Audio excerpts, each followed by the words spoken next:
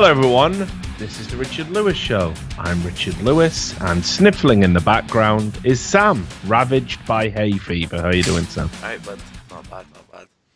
You sure? Yeah, I'm not you ill. sound fucking I ill. sound like I'm ill, but I'm not. It's just the sniffles, that's it. It only just started happening this morning as well. Just woke up, pure bread. My sinuses had just turned on me. Yeah, they're rebelling. Yeah, I don't know. They can't handle it anymore. Past sins.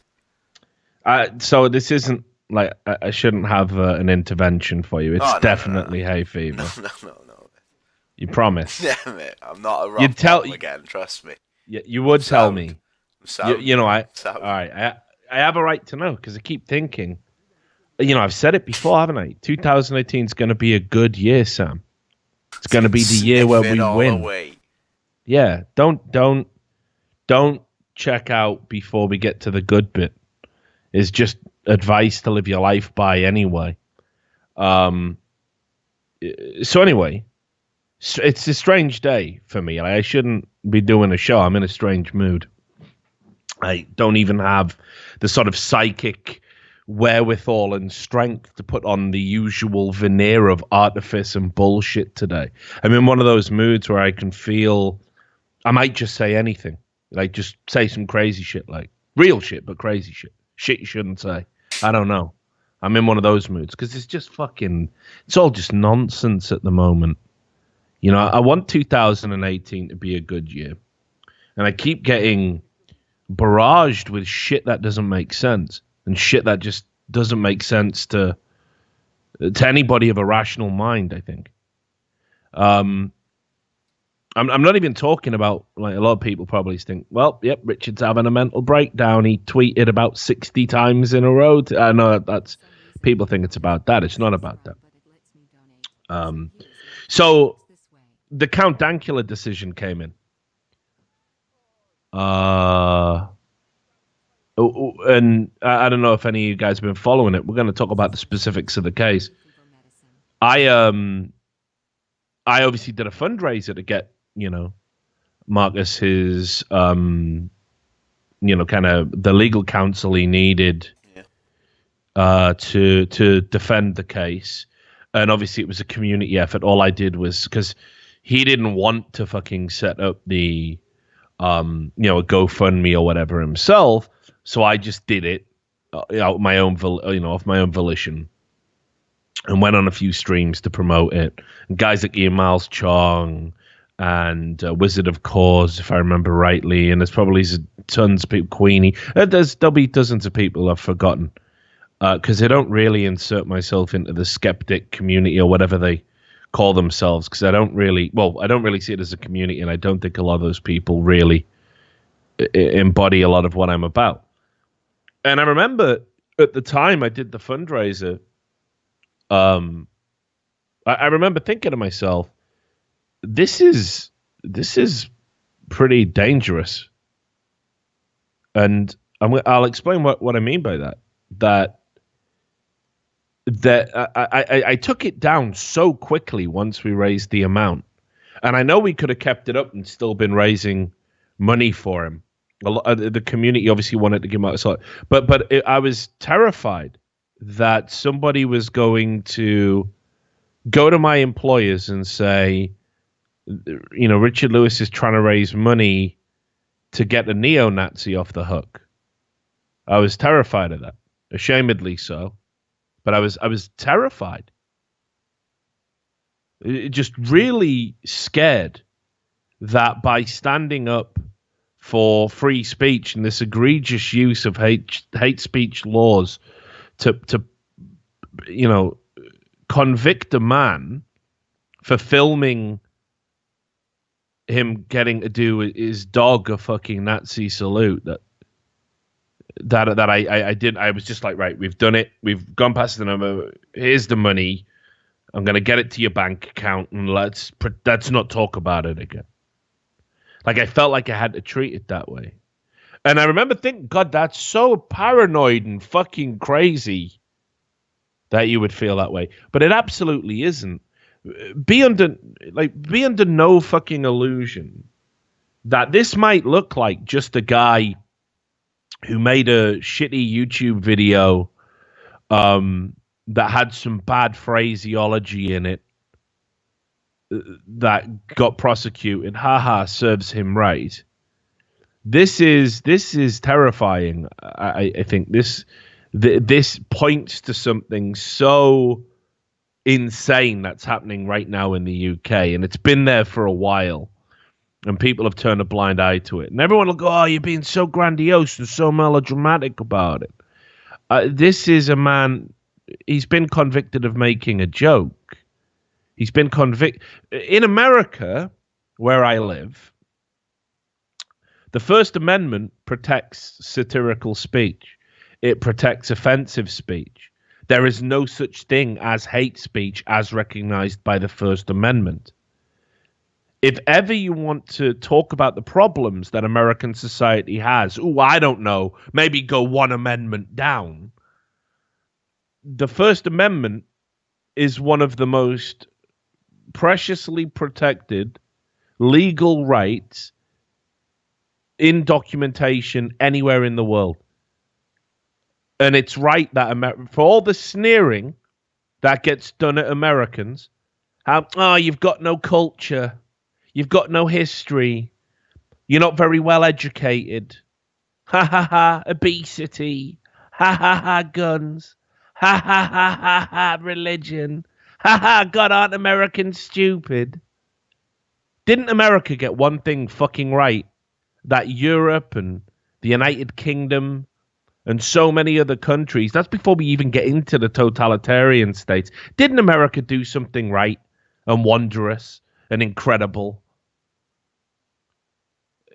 It said that no fucking matter what, it doesn't matter if it hurts your feelings, if it's clearly satirical, suck it the fuck up, sweetheart. That's what it said.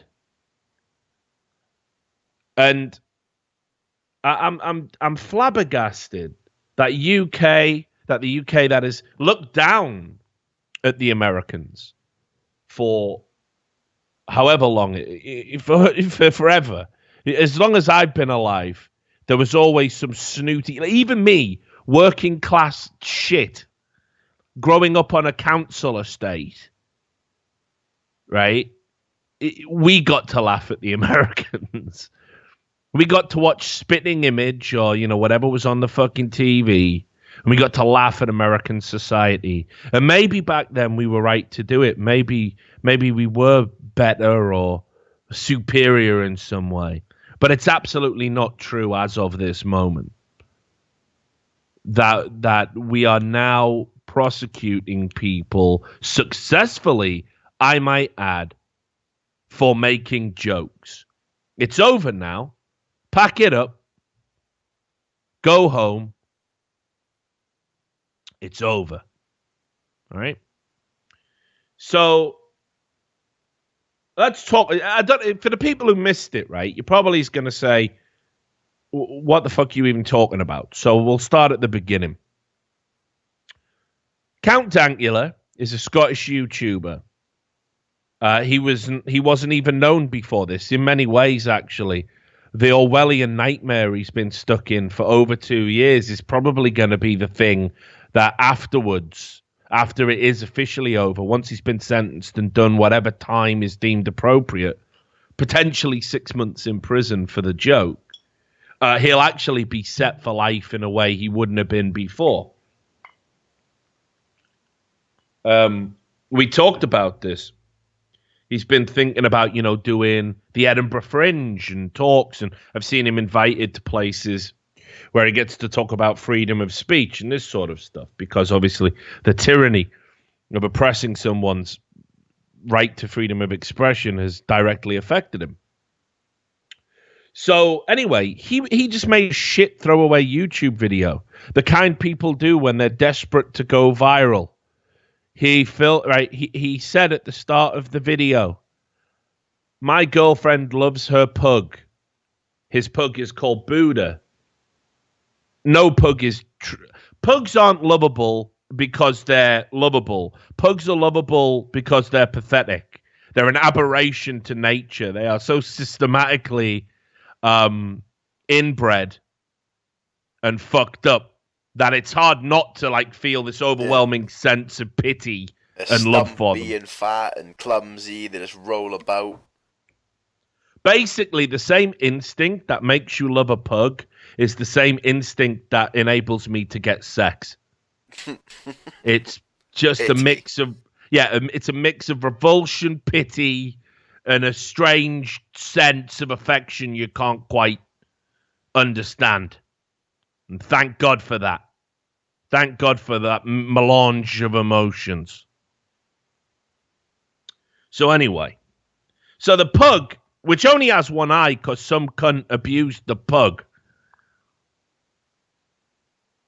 It's even pathetic by pug standards. It's obviously well loved by Marcus's girlfriend, Dankula's girlfriend. So for a joke to wind her up, he said, I want to make the dog the least cute thing possible, the most awful thing I can imagine, which is a Nazi. So he decided to train the neo-Nazi, the dog rather, to be a neo-Nazi, and that obviously involves being indoctrinated. You have to watch videos of Hitler's speeches, apparently. So he did. He made the dog watch it. Now, again, I know I'm going out on a limb here, ladies and gentlemen. I don't think the pug really understood what was going on. I think when Hitler was going, Ich, nichten, lichten, die Juden, raus, I don't think that the pug really understood what was happening. I think it was just a bunch of images and noises, you know? That's what I think. But anyway, he also taught it a Pavlovian response, which is to raise its arm every time he uttered a phrase, which was either, do you want to go gas the Jews, or Sieg Heil. Now, yes, let me also say, as if it needs to be said, I think the Holocaust is horrible. So meant you have to preface it with that, isn't it? Do you know what I mean? Like, yes, the rounding up of people and systematically murdering them, and murdering them in a way that is designed to save the state money, making the people work in the camps for the war effort that will systematically eradicate them, lying to them and controlling information. No. They've gone away on trains when really they're in the mass graves that you dug round the corner that we told you were holes for something else. You played a part in the destruction of your own people, and you're next. It is horrific. It is vile. I do not understand how anybody could even deny that it happened with the weight of historical evidence behind it. Yes, the Holocaust is awful. It is one of the darkest pages in human history, which, let's be honest, we're a fucking blight. We're a fucking disease. Human history is a dark book full of dark pages. The way we treat each other is fucking ghastly. We are nature's greatest mistake, right? So sorry to just put that out there for you.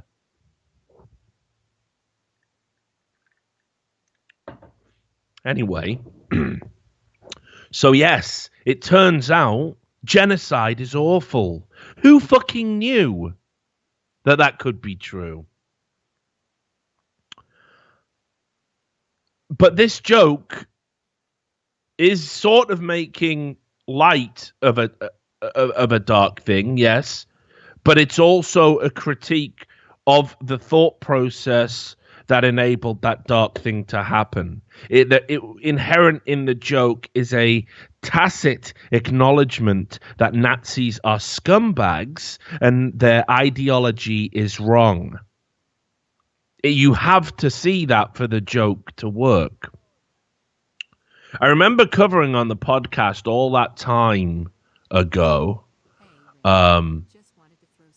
when we first heard the story that a man had been arrested for the YouTube video. How we laughed, Sam! How we laughed! Yep. We laughed on that episode. We were like, fucking hell. Have the Scottish police got nothing better to do? They don't have anything better to do, evidently. But this will all blow over. We'll all go down the Winchester and it'll all blow over. Shit memes. Simon Pegg. J. Simon Pegg. Right? We'll all just wait for it to blow over. It'll get laughed out of court. But it didn't. It never did. It just kept going and going. And what a strange and cruel and unusual punishment that they instilled upon him by making it last forever. It was always delayed. Always. It took 2.5 years to even get to this point where he's been found guilty in what has to be the most open and shut, what the fuck are we doing moment in legal history in the UK. I'm serious. This isn't even like that ACLU case. I don't know if you ever saw this. There was a fucking retard in some small fucking German town who loved the Nazi party, and he used to dress up in uniform, and he'd walk around this a town. It doesn't do it justice. It's a small little settlement of about 60 houses, and every morning he'd get up and he'd walk around in his Nazi uniform, waving his Nazi flag, right? And obviously, people are like, this guy's a fucking cunt. We want him to stop. They called the police. The ACLU, that's the American Civil Liberties Union, that you'll now see refusing to defend people that are accused of being fascists. This was in the 70s. They defended him free of charge on the grounds that he has the right to express himself, and the way he's expressing himself isn't hurting anybody. And he was marching up and down, giving it the... It's not even like that. That's absurd. This is more absurd than that. At what point do you think that maybe somebody in the fucking room should have gone, wait a minute, are we really considering sending a working class Scottish man to prison because he made a YouTube video where he trained his dog to raise its arm? Are we really doing that? I don't think anybody asked that question. Because if you ask that question and the answer to that question is yes, you're out of your motherfucking mind. So anyway, yes, they found him guilty of an offensive joke. And actually, the specific terminology in the 2004 piece of legislation under which he was prosecuted says grossly offensive. Grossly offensive.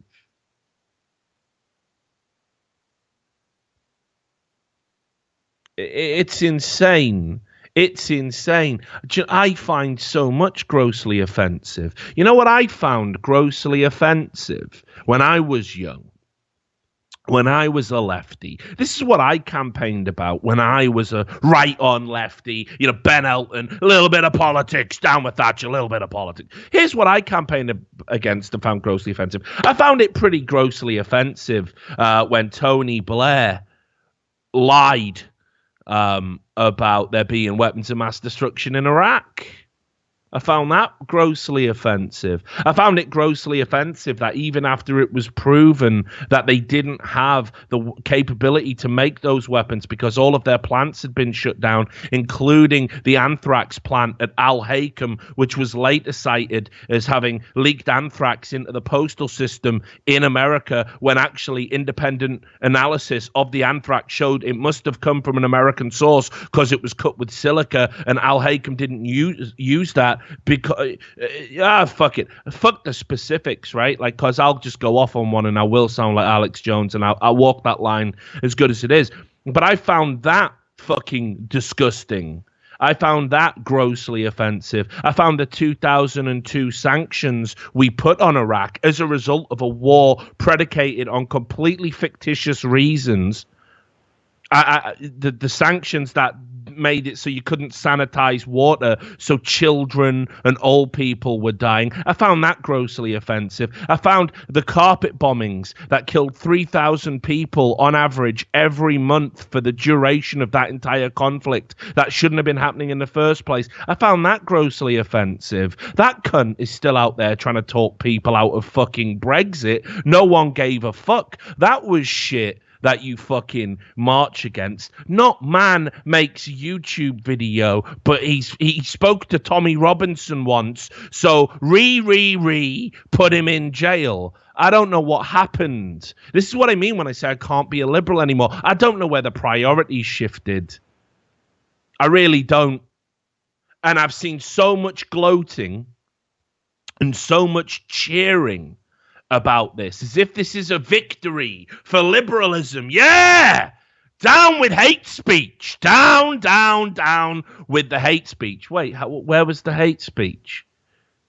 There was hate speech against Nazis. I saw that.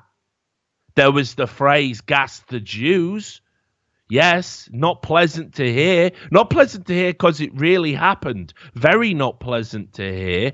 But was it pleasant when Larry David got up and did a comedy monologue and made a joke and said, I often wonder if I was a Jew in a concentration camp, would I still be trying to hit on women? And the crowd just, God, no, you can't say the bad thing. Humor is about saying the bad thing. Yeah, making it funny. That's what is hard about comedy, is dancing over the laser beams to find the worst things in life, making them funny, bringing some light to what people are scared of most. Can you imagine where they would try and convict Larry David of fucking hate speech against the Jews for that joke? Can you imagine it? Americans would fucking riot. They would for now. I get worried. I like to think because of the First Amendment being what it is, that it couldn't happen. So anyway, let me just show you, by the way, because I'm gonna show you a lot about this case, but let me just show you how history repeats itself, Sam. And this is what I mean about when I say, think about what side you are on. If you gave a little, ooh, Dankula's going to prison. Good. That'll teach him. Just think about what side you might be on.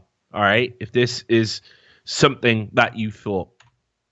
This is an old piece of news from January 2011 on the BBC. One of those wonderful throwaway, little funny, amusing stories. And you'll see from the headline straight away, Nazi Germany pursued Hitler salute, finish dog. Wait, no. Meme magic is real. Marga, meme magic's real. God, I hate those people. Okay, but look at this. Nazi Germany pursued Hitler salute, finish dog. Whoa. What could this be about?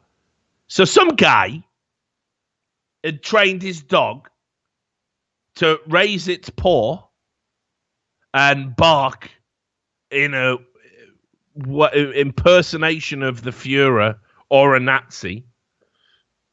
And the guy whose dog it was interrogated by the Germans because you're insulting Hitler. You can't do that. You absolutely can't do that.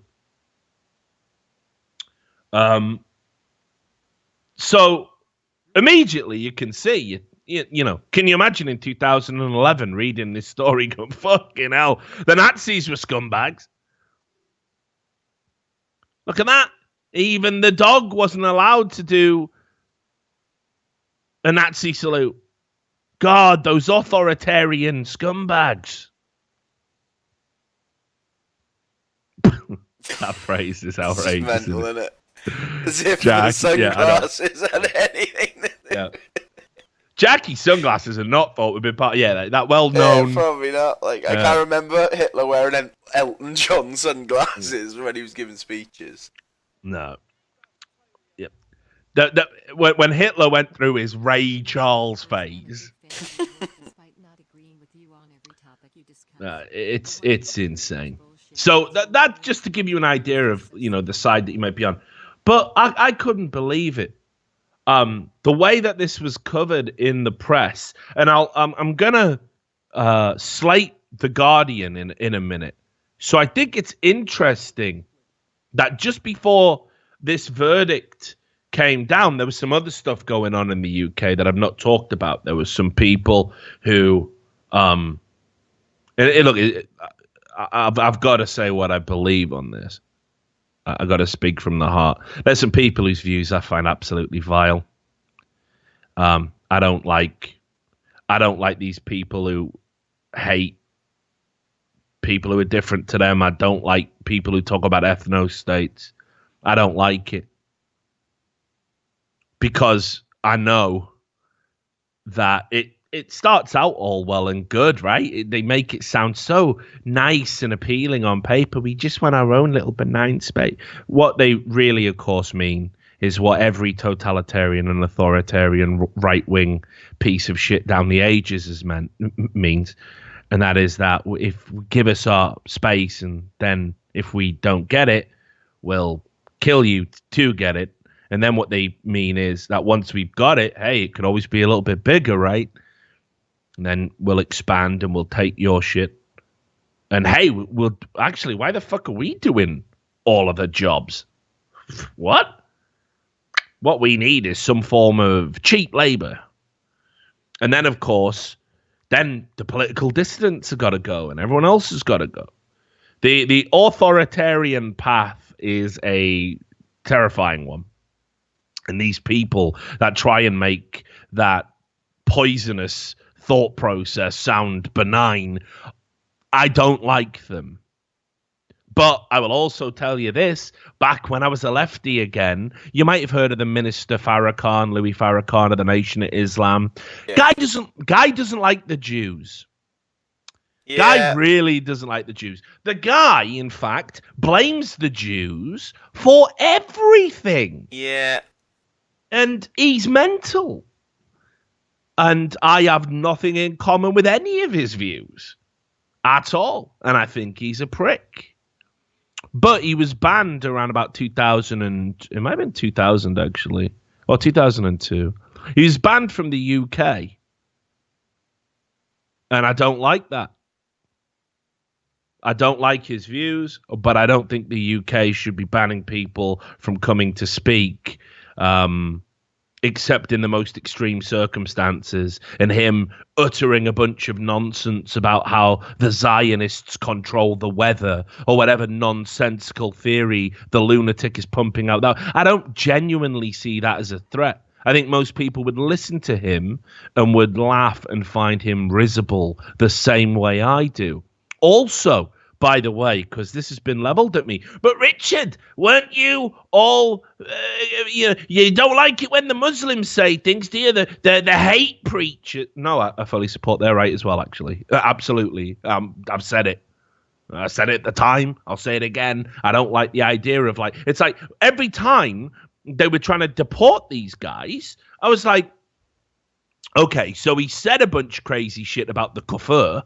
What else did he do? Did he plant a bomb? Did he tell people how to make bombs? Did he say we should all become jihadis? What did he say? He didn't do any of that. He just said that, fucking white people are evil and fucking Islam's the way to go. And yeah, all right then. Yeah, well, fine. Why would you want to deport somebody for saying that? You might not want to hear it. You don't have to. But I fully champion their rights. I know, again, not popular. People right now, fuck you. No, listen, it's got to apply to everybody. That's the point. I don't like it when the UK starts banning people. And I think all of these people, as vile and reprehensible as they are, should at least have the right to express their opinions. And I also have enough faith, or I did. It gets tested every day. But I still believe that people would listen to that garbage and see it for the garbage it is.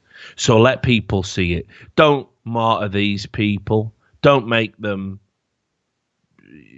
Don't make the discussion about, that they're being oppressed. Let them come and make the discussion about their ideas. And as long as we're discussing their ideas will be exposed for the hateful, vile nonsense that it is. So anyway, some people from the UK were banned from coming into the UK for seemingly frivolous and silly reasons. And I don't like that, even though I don't necessarily agree with the people. I lost a lot of friends when I said Lauren Southern riding around in a boat trying to sink migrants absolutely horrifies me to the core of my being. The idea that somebody I know and have talked to would ever even think about doing that. That's so disgusting. It's so indefensible. I couldn't believe when people are going, come on, Richard, you got to stand up. Patreon is shutting down. I don't want her to be able to crowdfund sinking boats with refugees. What are we talking about here? Have we gone fucking mad? We obviously have. I mean, the extremes on both sides now just blow my fucking mind every time we bring them up. But again, do I think she should be prevented from coming to the UK so she can do a provocative Allah is gay fucking exhibition? Well, no, I don't believe that neither. I don't. I'm sorry. So, anyway, a bunch of people got stopped coming into the UK. And keep in mind, the UK is so fucked up and backwards now. They had a serious debate in Parliament over banning Donald Trump from entering the UK because apparently he is a symbol of hate. Can't wait for when we get back to the good old days when America and the UK are just invading countries for no good reason. Those good old days. We love George Bush. You can come all fucking day. You have tea at Tony Blair's house. You literally started a war that killed millions to basically get a pipeline out there. Sick. Love that. Dr. Kelly. Definitely a suicide. 60 separate pathologists say no. Yeah, it's all fine. It's all fine. It's all good. We love those guys. They can come over anytime. But wait, Donald Trump said build a wall. Sorry. We're going to build a wall. Meanwhile, Brexit's bad. I mean, they're all over the fucking place. Britain is a fucking joke. It is a farce. I can't wait. People are like, Richard, you're not really going to take American citizenship. Please take me. Please give it. Please. Seriously, please take me. I would fillet Donald Trump right now on the fucking White House steps with the world media watching me with a headline, fucking former Breitbart writer sucks off Donald Trump at Steve Bannon's behest. I would do that now to never have the fear of going back to the UK with what an absolute sewer it has become. It terrifies me. It terrifies me.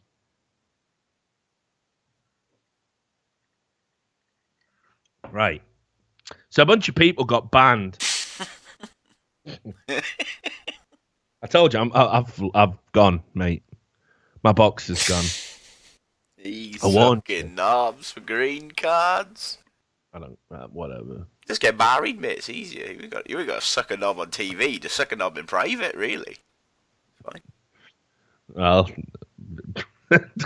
bring your knobs. So anyway. The UK banned a bunch of people, and The Guardian wrote an article about it. This is prior to the Dankula verdict, if I remember rightly. I'll just double check that because I might be wrong because my collected box has gone. Yeah, here it is. And this was by Kenan Malik on the 18th of March in The Guardian, and he echoes my sentiments. I think it's very short. I'll read you the whole thing.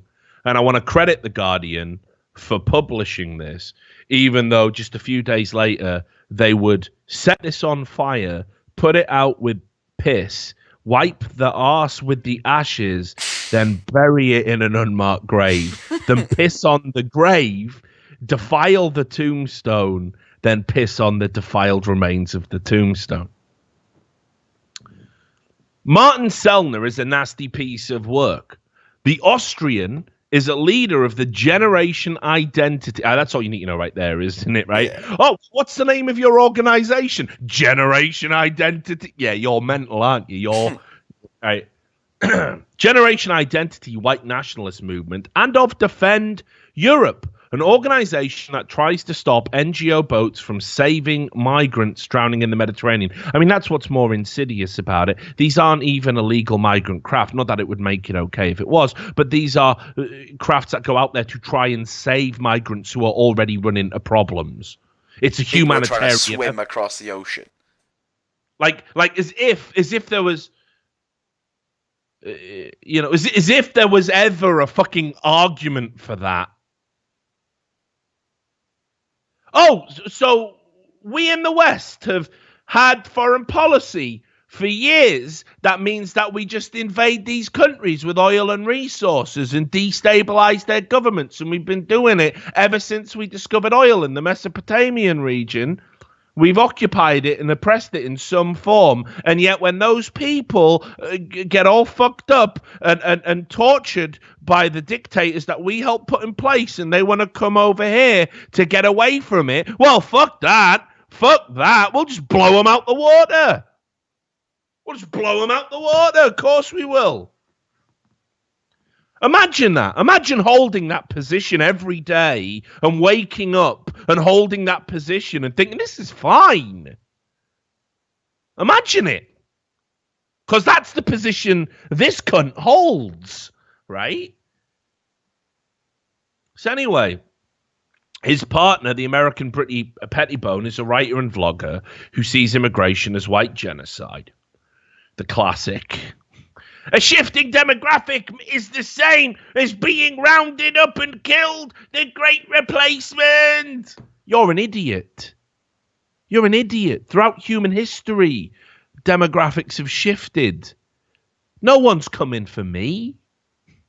They might be after this podcast, but right now, as of this moment, no one's coming for me. I'm not in danger of being dragged out into the streets and killed. Nobody is, by the way. Birth rates, it's not genocide, people. Lawrence Southern is a Canadian journalist who moves in far-right circles. Hitler, according to Southern, was just a social justice warrior who happened to get freaky amounts of power. He definitely wasn't. I do want to say that. I've met a lot of social justice warriors, don't necessarily subscribe to their politics, don't remember the last time they suggested a genocide. Well, actually, that's not true. White men, I suppose. Maybe. I still think that's absurd. An absurd characterization. Over the past 2 weeks, all three have been barred from entering Britain. Their views, they were told, were unacceptable, and their presence in Britain is not conducive to the public good. Sellner, Pettibone, and Southern are all odious characters. I loathe their anti-immigrant rhetoric. I despair of their tirades against Muslims. But I also think that all three have the right to be as loathsome and obnoxious as they wish to be. Even scumbags should not be barred for their thought crimes. Anti-racists in particular should be wary of such bans. This is very important, by the way. If you don't listen to anything else on the podcast, just please pay attention to this. Censorious laws that some applaud when applied to the far right inevitably get turned onto the left and anti-racists. The 1965 Race Relations Act introduced Britain's first legal ban on the incitement of racial hatred. Among the first people convicted under its provisions was the Black Power activist Michael X. The 1936 Public Order Act, brought in to control Oswald Mosley's fascists, became used after the war to target trade unionists, most notoriously during the miners' strike of 84-85, shout out Shot and Colliery, and anti-fascist demonstrations in the 1970s and 1980s. If we allow the state to define the limits of acceptable speech, it will not just be speech to which we object that gets curtailed. And this is a fundamental truth. Throughout, again, another fundamental truth throughout human history. People say, give us the laws that oppress that group over there. And the big shadowy government goes, oh, you want laws to oppress that evil group over there? Well, come closer, marginalized group shouting for justice. Just come a little closer. Yes, yes. We're your government. We're your government. And they use you and they fucking debase you and they give you the laws and you celebrate your little victory while you're wiping your lips off. Oh, it's worth it. Oh, it's totally worth it, government.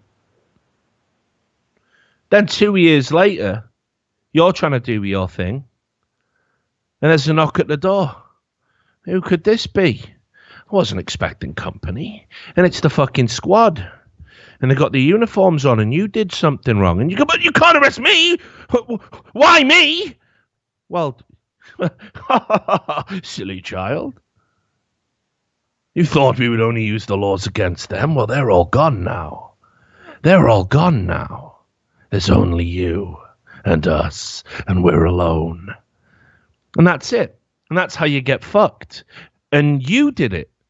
And the government sleeps at night like babies. They don't care. They're the government. Whatever happened to hating the political class? All of it. Whatever happened to that? Whatever happened to the purity of that? It's gone, isn't it? It's gone. We used to understand that them and us wasn't lateral. It wasn't me in the center, you on the left, you on the right, the Muslims, the Jews. It wasn't any of that. It was us and them. It was us and them. You looked up. And we understood this. It was there. It's been there. It had been there for centuries. We got that. That they will fuck us. They will fuck us. Every chance they get, they will fuck us. Well, they will fuck us when we sleep. They will fuck us the moment we wake up. They will fuck us forever to keep the shit they have. And it's them and us.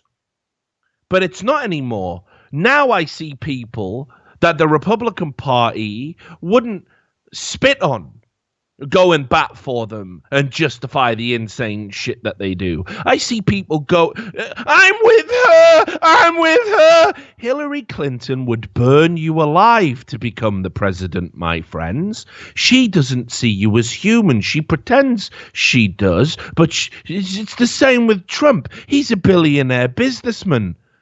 Do you think after he shakes your hand for the cameras, he doesn't wipe it like he's touched a turd?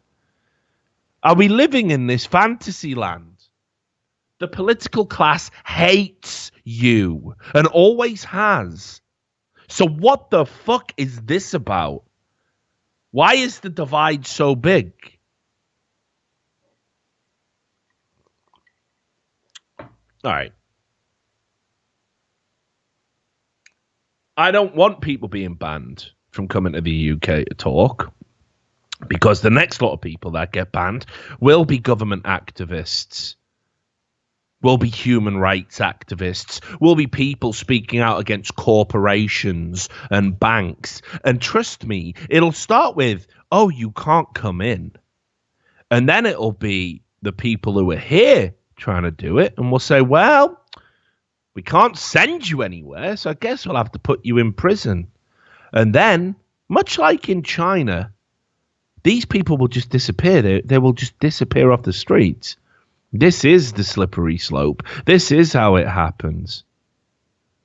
1 minute, these people will be posting on a blog, recording videos, saying the government is doing this terrible stuff, and the next day will be gone, and you'll be going, wait, I thought this was Britain. Yeah, it is.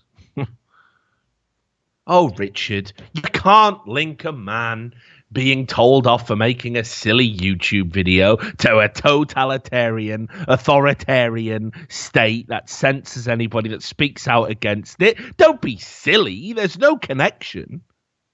All right. Okay. The Sun, right? Because Marcus wouldn't talk to the Sun for many reasons.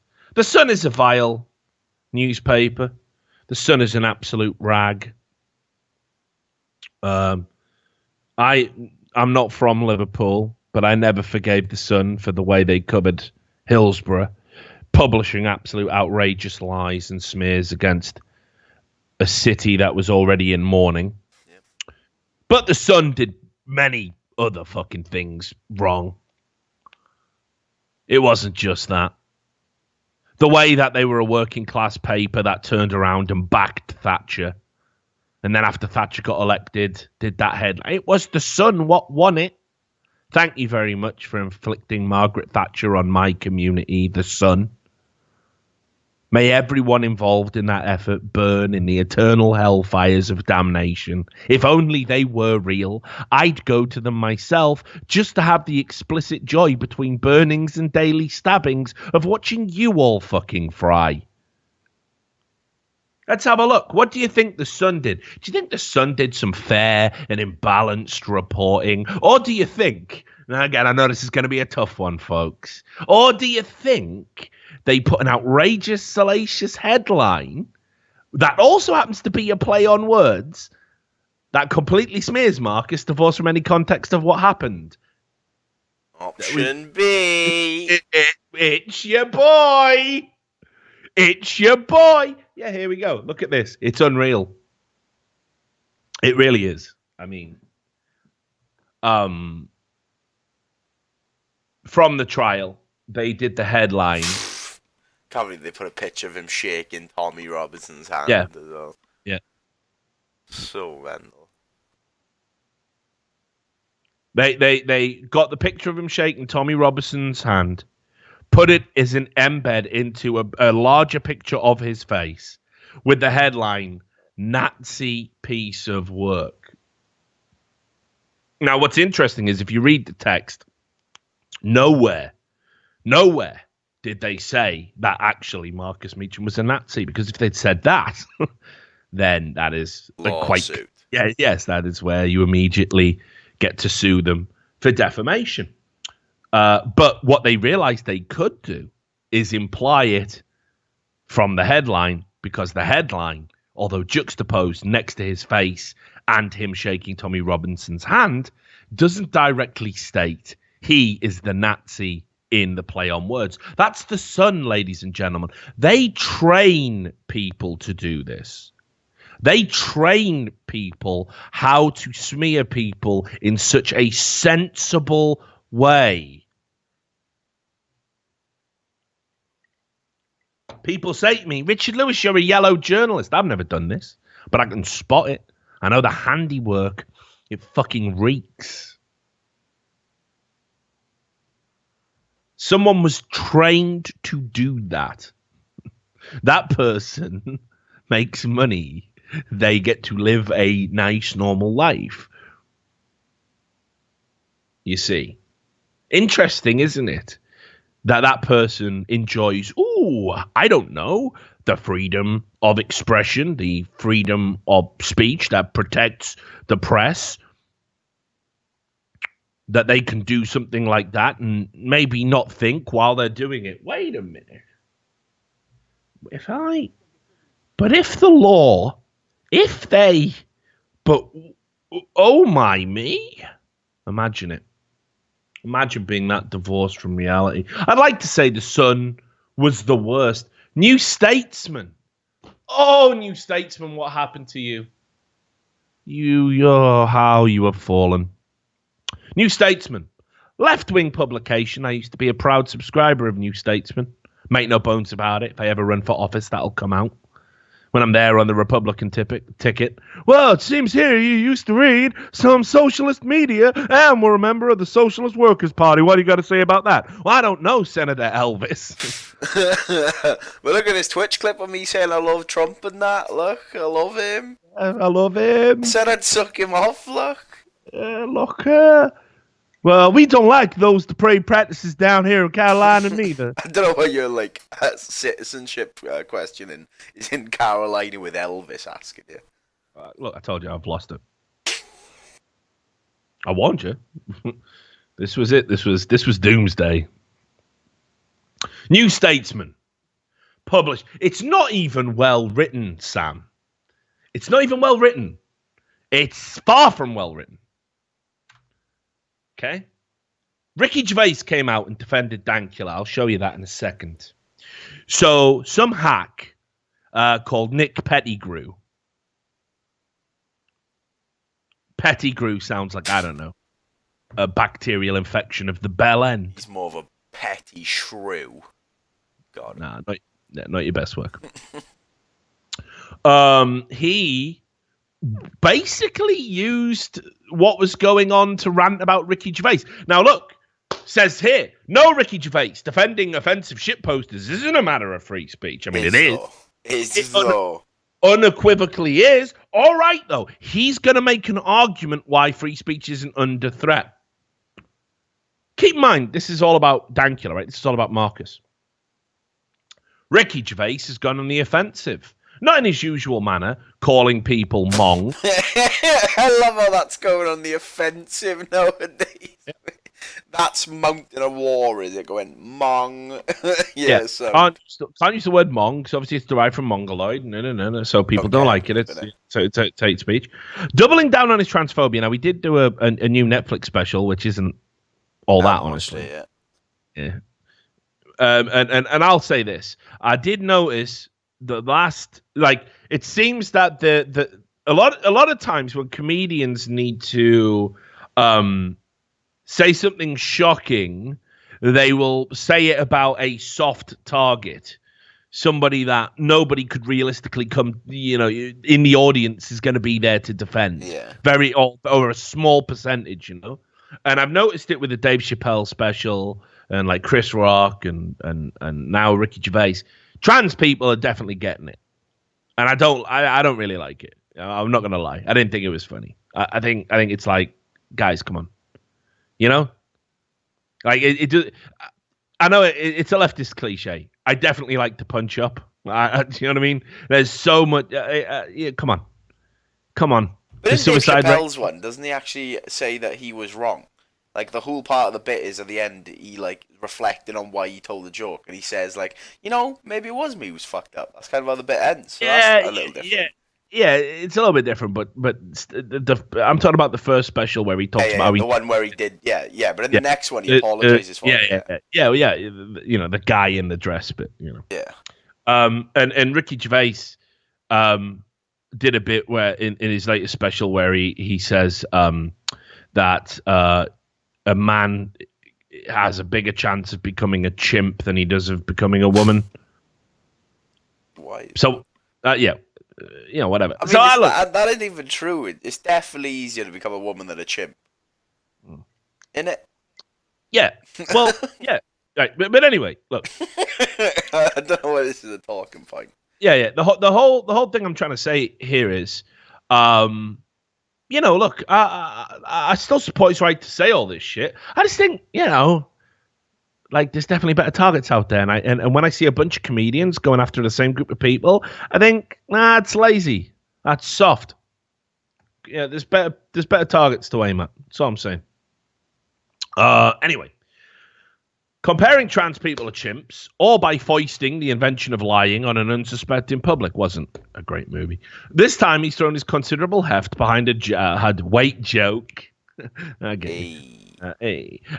a gent who goes by the name of Count Dankula. In the likely event you don't know who Mr. Dankula is, he's a self-confessed shit poster whose hobby is posting videos filmed in his bedroom on YouTube with titles such as... Now, what he's deliberately done here, Nick Pettigrew, because fucking hack, is he has taken the titles of the videos and they're not even given a synopsis or explanation of the videos. Now, we all know... do you remember I don't know how many people follow classical satire. John Swift, great, one of the cornerstones of modern satire, and he wrote this thing called A Modest Proposal. And it was basically like cure starvation. We'll just eat your kids. It's fine. And the joke is obviously a modest proposal. It's not modest. Yeah.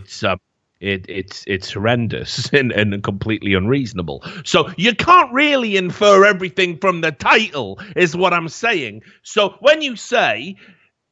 He posts videos filmed in his bedroom on YouTube with titles such as "Give minorities all your money," "Eating ice cream is gay," and "Snapchatting your balls to a live stream." There might be more to it. Not the Snapchatting your balls to a live streamer one. He did just do that.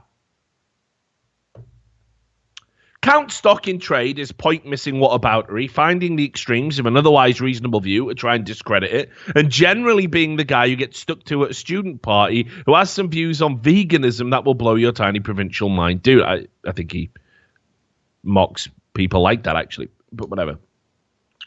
Dankula came to the attention of more than just his 130,000 YouTube subscribers, which he didn't even have at the time of making the video, by being found guilty of breaching Section 127 of the 2003 UK Communications Act, which prohibits grossly offensive, indecent, obscene, or menacing electronic communications. I don't know which one of those it really falls under. It's certainly not obscene. It's certainly not menacing. It's certainly not indecent, and grossly offensive seems so subjective. I can't believe it's actually committed to a piece of legal documentation. But whatever. He did this by repeatedly saying, want to gas the Jews to his girlfriend's dog, making it watch Hitler rallies, and trying to teach it to perform a Nazi salute. All the relevant information on the case was viewed by the court. The evidential standard was deemed to have been met, and the verdict was given. He is due to be sentenced in April with a maximum sentence of 6 months, theoretically possible, although extremely unlikely for a first offence. People have left to Dankula's defence and for the defence of free speech. Why is it in air quotes? I know, as if it doesn't exist or something, or as if it's like a joke. No, it is real. Like, it is a thing that we have, or thought we had. Now, I've told you before on the podcast, fuck Katie Hopkins, by the way. I mean, I want to say that too. Yeah. I think she is a scab. I don't know why suddenly everyone's... I remember a point, everyone hated Katie Hopkins, and all of a sudden people are like, again, when did we all jump off the fucking fuck Katie Holmes boat? Like, I think where I really kind of lost it with Katie Hopkins, because I always thought she was just a fucking another one of these like early morning provocateurs, like just... there's no such thing as dyslexia. You're just lazy. You just say something so stupefyingly ill-informed and outrageous to get a reaction. Stir it up. Yeah, you're just like the lowest of the low kind of shock jock. That's where I place Katie Hopkins in my brain. Then when she wrote a column, which I think was in The Sun, let me just check that.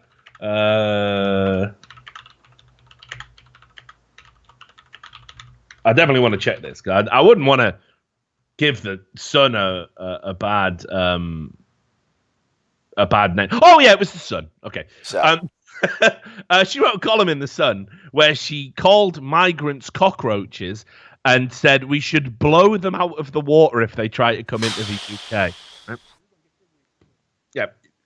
And the Sun published that and thought, this is fine.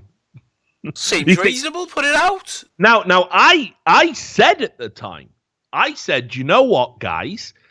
That is so on the borderline between what would constitute hate speech in my mind.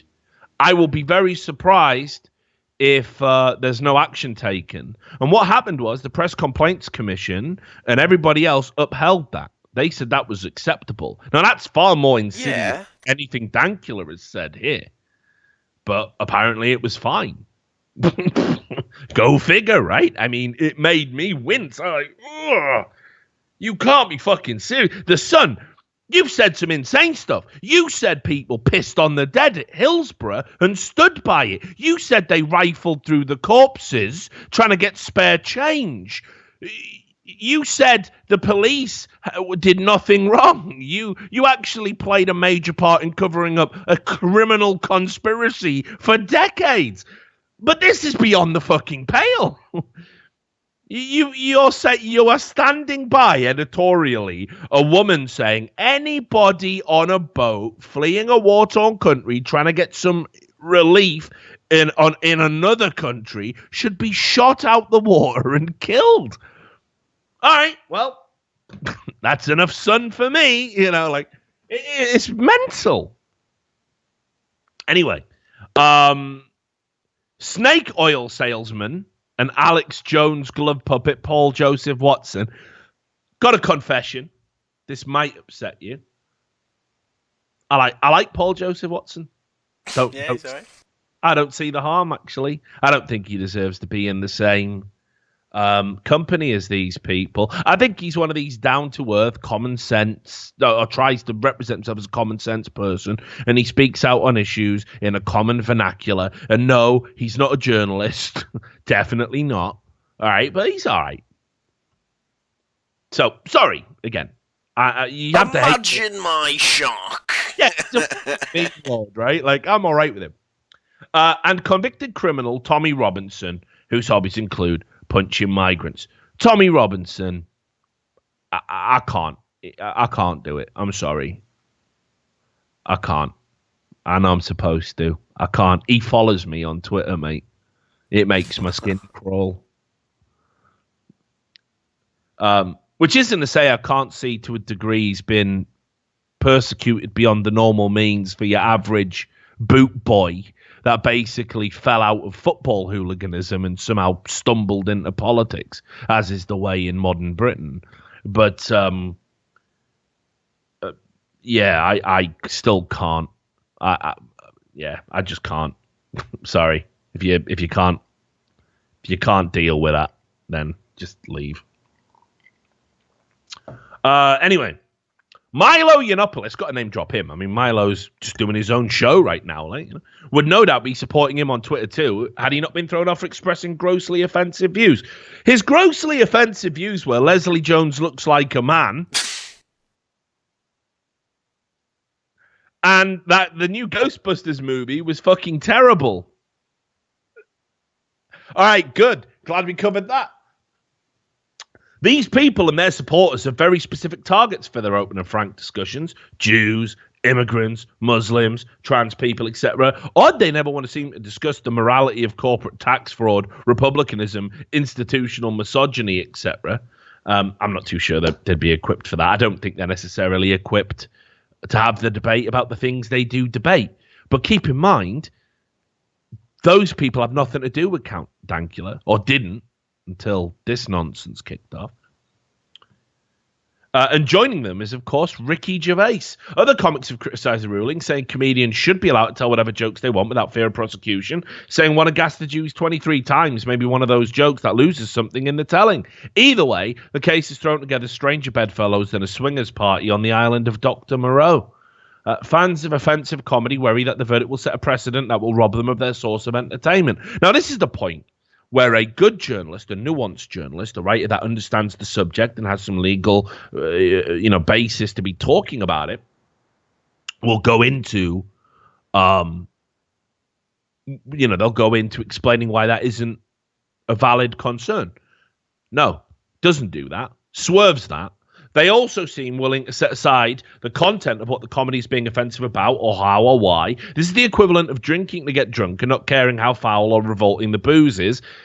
Fucking men. So long as it gets you there. If you watch comedy to be shocked, a taser gun is far more efficient and has never made light of a Holocaust.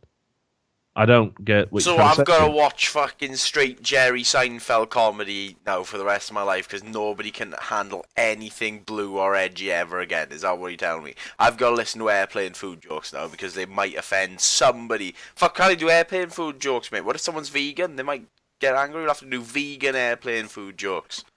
Yeah, I get. That's it. That's all it's allowed now, mate. And if you want to be shocked, just use a taser gun on yourself. Because I mean, at the end of the day, taser guns never said anything edgy, so that's okay. The problem with this kind of fellowship is that it presumes everyone is playing the same sport. Otherwise, reasonable writers and comedians condemning this law, the true target of their condemnation, surely rather than the verdict, the court simply enforced that law, are neither useful nor idiots, but in a dim light could be mistaken for both. To follow the sport analogy, they want Dankula to be able to use the same boxing ring as they do. The difference is they feel he is doing the same kind of sparring as they are, when in fact he is figuratively kicking a cat to death and setting fire to it to make idiots smirk. I mean, I don't understand that. Like, again... People understand that the whole point of the joke was Nazis are bad and Hitler is bad. That's the entire premise of the joke. Yeah, it isn't a joke otherwise.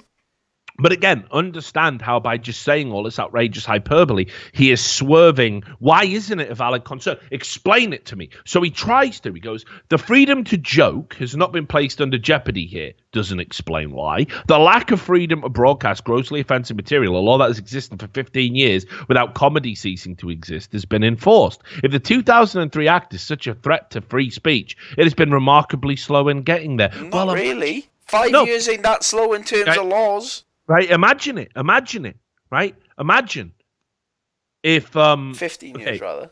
Yeah. Imagine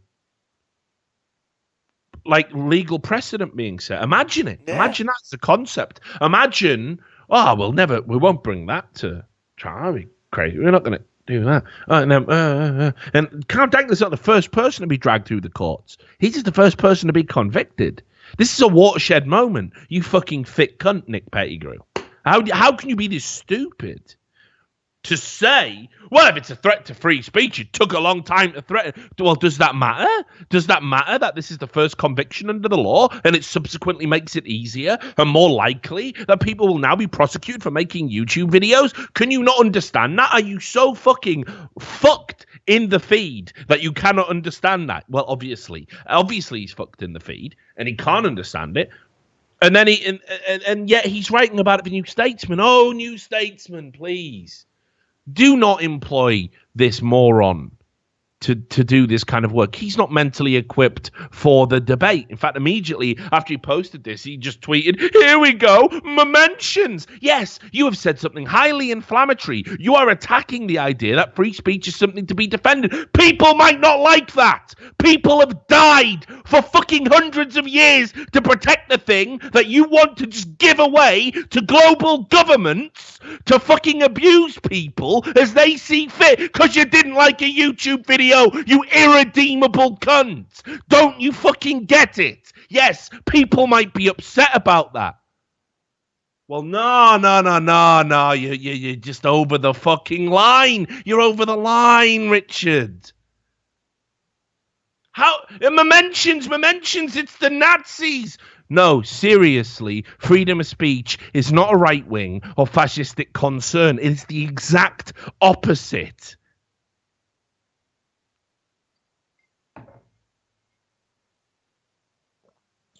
Right. Last paragraph. Oh, give me strength.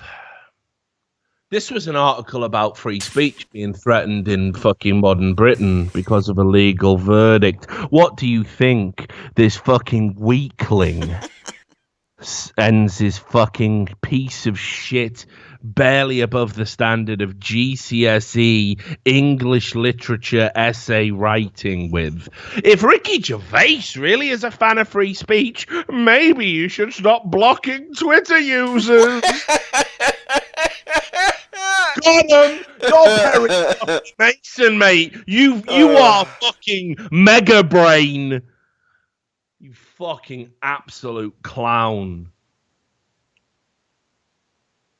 Maybe he shouldn't retweet posts that do anything other than shower him with praise.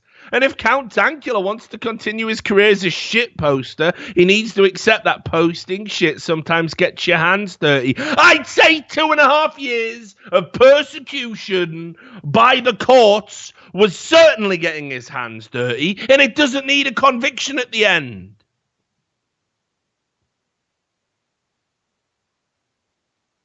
This has gone on longer than I thought it would.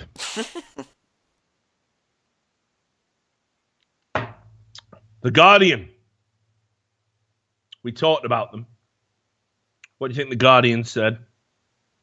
Down with the Nazi. Right. This is literally off the back of off the Dankula thing. Name drop Milo Yiannopoulos again. Never been guilty of hate speech. Literally said he didn't like Ghostbusters. This is the world that we live in. The media just lies and then the other publications repeat the lie, and then the publication that started the lie references the publication that acknowledged their lie, and then you get so far into the lies that they go, it must be true. We haven't been lying for 2 fucking years. And if you just rewind and go back to patient 0, it's all fucking lies. It's literally lies. Milo Yiannopoulos harassed Leslie Jones. No, he said that she looked like a dude and her English wasn't very good. I mean, there were evidence for that. He didn't tell anyone to harass anyone. She actually was doing that back to him. She's still got a Twitter account. He doesn't. But he's a pedophile defender. He made a fucking joke about fucking being molested as a kid, which by all accounts he was. And he's using humor to work through something that's pretty fucking awful. And you did a coordinated hit piece about him from videos that have existed the entire time he was popular. But you were too lazy to go out there and find him. And then mysteriously you all found him on the same day at fucking 9 a.m. All right. It's just lies. It's like Gamergate being a harassment movement. It's just the official narrative. If you don't want to say that, if you don't believe, if you don't go along with it, they'll tell everybody you're a fucking Nazi and you're not allowed to wear them. No, I've never seen any evidence, though. I've never seen any evidence. Doesn't matter, Richard. Shh. We're not going to show you the evidence, but we want to know, are you with us or are you against us? Can you just show me the fucking evidence before I make a decision? Please, show me how Gamergate was a hierarchical harassment structure, all designed about hating women and all part of Steve Bannon's secret plan 2, 3, 4 fucking years ahead of time to get Donald Trump elected. Just show me that and I will fucking go, well, fuck me. I backed the wrong horse on that one. Sorry. I'll do it. I'll give a contra. Oh, I'm so sorry. Like, I backed the harassment group. Tears, everything. I'll be like Tiger Woods after his 50th infidelity. Straight back on the green, mate. Not bad at the moment. Fuck Tiger Woods. I'm out here. Fuck Tiger Woods and all. Just show me the fucking evidence. It's all I ever asked. It's all I ever asked all my life. It's all I ever wanted. I wanted to live in a world where you showed me evidence for things that you expected me to believe. That was it. I've never asked for much more than that. But if you don't show me the evidence and I don't believe you, don't then misrepresent me and say I must be hateful or evil or spiteful in some way. You're the ones who failed to produce the evidence. It's like a magician, right? Show me you really made that handkerchief disappear. Show me you really made that woman be sawed in half. Show me. Just show me that it's real. Like all these fakers. Show me. They never can show you. That's the company. Can't. Magician's law. Sorry, mate. Can't. Has to keep our secret. They never do it. They never can show you. And they expect you to believe, and they repeat the lie, and they just keep saying it and saying it and saying it, because the media knows if they say the lie over and over again, eventually you just get bored, you just give up. We've all done it, by the way. We've all done it, haven't we? We've all heard a lie so many fucking times, and we don't think it ourselves, and we just say, do you know what, today, in company, if it gets brought up, I'm just going to go along with it. I'm just going to go along with it. It's just easier. I don't believe it, but I'm just going to go along with it for a quiet life. We've all done it. We've all done it. Yeah, actually, I think Cantona's Man United was superior in every way to the Arsenal Invincible team. You might not think that. Yeah, but I've argued this for fucking 20 years. I've got good arguments now. Yeah, I just can't be bothered. Yeah, you're right. Yeah, they were great, weren't they? Yeah, they were fucking so great, weren't they? Weren't they so great? Weren't they so? You just go along with it. Just anything for a quiet life. Yeah, Gamergate was that harassment movement, wasn't it? Yeah. Even though they were pretty much exonerated by an FBI investigation that found absolutely no evidence whatsoever, said there was never a credible death threat or bomb threat ever made. In fact, actually pointed out that some of the threats that were made by the sort of people that were claiming to be threatened. But yeah. Gamergate. It was a harassment group. No one really cared about ethics in journalism. I mean, despite the fact that that was all anybody ever talked about that I saw. But you were right. You were there. Totally were there. And it was... and it's like, guys, like, seriously, why are we doing this? And why is it so divisive anyway? Like, if you want to believe in your own little fucked up cult-like thinking, do it. Have the fuck at it. You are welcome to it. Whatever you need to get from point A, your birth, point B, your death, do it. Just fucking do it. Think it, believe it, whatever. It's bullshit. It's the same reason, though, I wouldn't come to you and say, yes, I acknowledge that religion is bad when it's applied in a dogmatic fashion, but I wouldn't take it away from the individual. You want to fucking do great one up there. Woo, I'm so significant. Woo. If you want to do that in your fucking bedroom, go fucking nuts. You want to build a building to it and fucking get everyone else to pay for it that believes the same wacky bullshit you do? Go fucking nuts. Go nuts. Just don't make me say God is real at gunpoint. Don't do that to me, because I don't think it. But you know what? People do that too, Sam. They do it all the time, mate. Yeah, God's real. I mean, obviously, think about it. I mean, what are we all doing here? It couldn't just be a bunch of fucking circumstance. It's ridiculous. No. How could it be something we can't understand? If we don't understand it, it must be some just big giant blob in the sky, surely. God is real is the proto Gamergate was a harassment movement. It's the same line of thinking. It's gibberish. But you just got to believe it. You just got to believe it, or it's over. You're not allowed. You're not allowed to exist. Anyway, so I'm not going to read you all this because I realize I've just taken up load of the podcast with just mad tangents, and I am unraveling. I can feel it. So, hate speech leads to violence. Why would liberals defend it? And the premise of this article, which is slightly longer than all the others,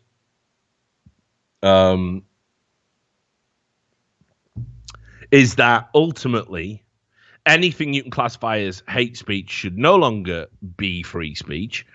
And it also states that hate speech absolutely, inarguably leads to violence in every case. So I'll just read you I'll just read you the key paragraph here.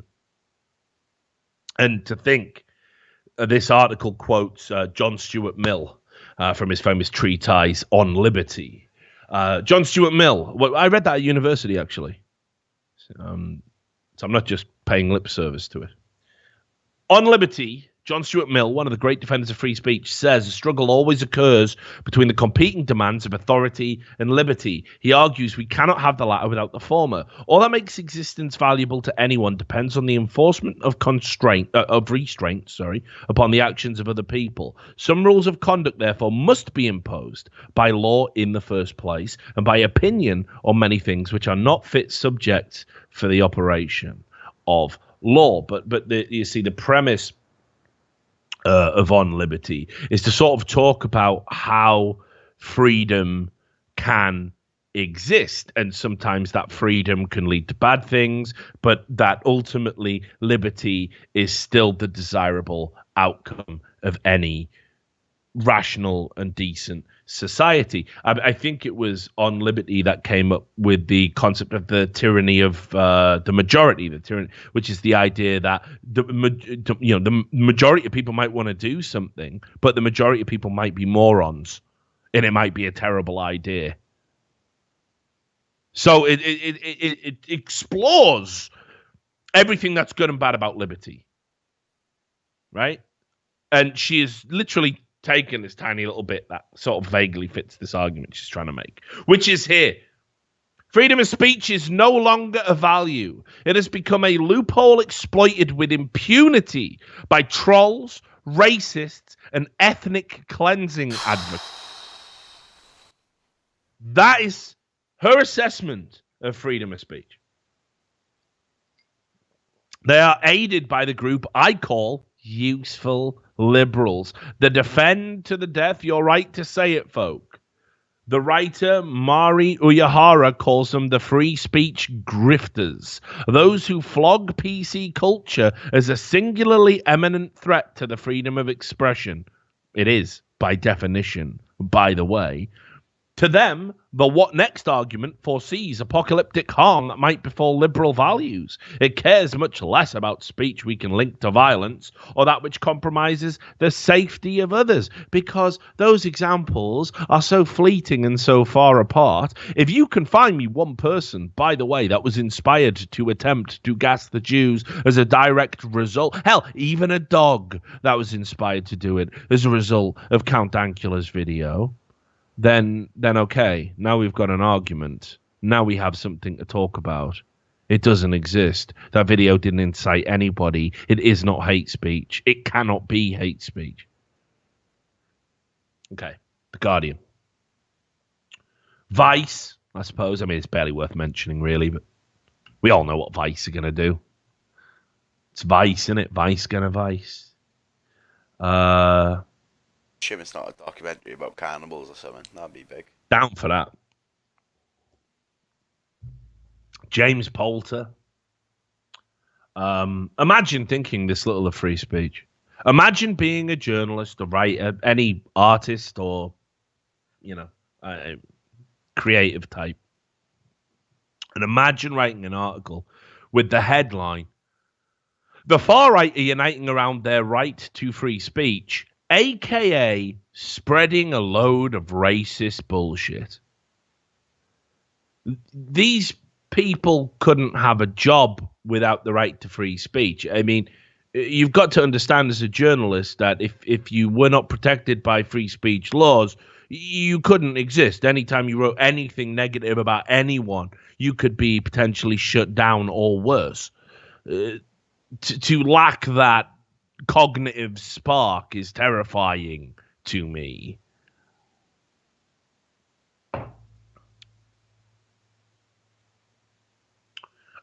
Anyway, again, I won't read it. It's the standard drivel. Basically, far right people bad, which they are. And if they benefit from the same laws we would apply to everybody else, we must change the laws. No, that's how the laws work. Like, they have to be the same for everyone. That's kind of the deal. Imagine it. Just imagine it. These people would literally advocate for, if you could prove that somebody was far right in a court of law, you could just be taken out back and gassed to death. Yeah. They would advocate for that. They would go, well, it could never happen to me. I'm so woke. And then all it would take is 2 years of cultural shift or some unfortunate tweets divorced from context. And it could be you. And they'd be screaming as they were taken out to the chambers. Why? Why? Well, again, you signed off. You signed off. These people are morons. Anything that is an aggressive attack on freedom of speech is horrifying and should be treated as the horrifying discourse it is. Right. Let's start talking about the pushback. So Jonathan Pye, who I think is brilliant. Yeah, I saw this video. It was good. Now, even though Jonathan Pye, I will say, like we don't always agree with his view on things, but I hate that as a caveat. Obviously, I don't agree with everything he said. Because he's not I'm me. not him. Yeah, exactly. Why would I?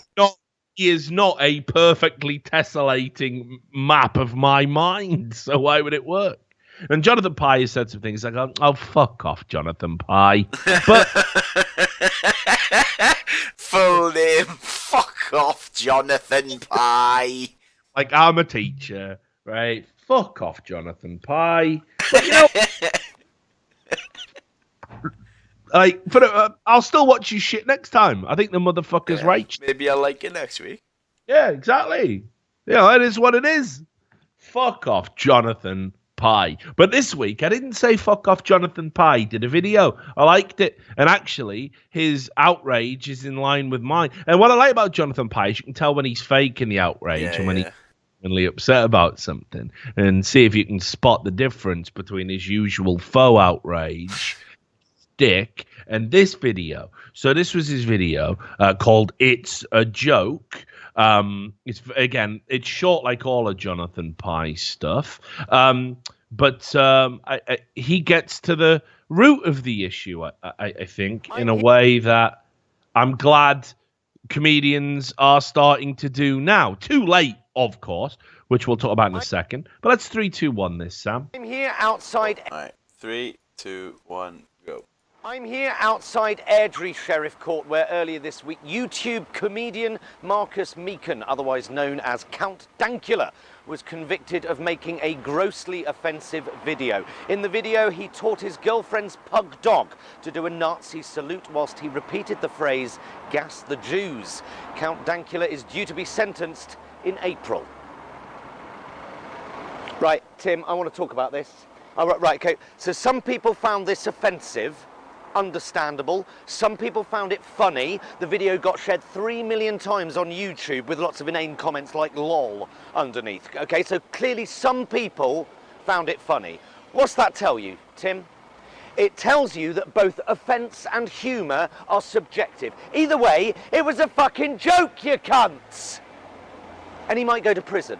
Okay, he was convicted because the judge believed he was inciting racial hatred. It's a fucking pug dog. He was mocking Nazis. I'll tell you where else in history you'd be convicted of a crime for teaching your dog to mock Nazis. Nazi fucking Germany. You'd have had the fucking Gestapo kicking your fucking door in. The fucking EDL isn't watching the video of a Nazi pug dog going, yeah, that portrays us in a good light. Find me one neo-Nazi who is using that YouTube clip as a recruiting tool. It's a pug mimicking their glorious leader. So yes, it is offensive if you're a fucking Nazi. What if you mock something and some twat is offended and some uptight, humourless judge doesn't get the joke? And because the Scottish legal system is so backward, you might not even get a fucking jury. You're fucked! In that instance, this judge has basically said we are not allowed to make fun of Nazis in case it's misinterpreted. The prosecution said that context and intent are irrelevant, and the judge agreed. Think about that, Tim. In order to get a conviction, they had to willfully misunderstand the context of the video. The judge basically admitted it.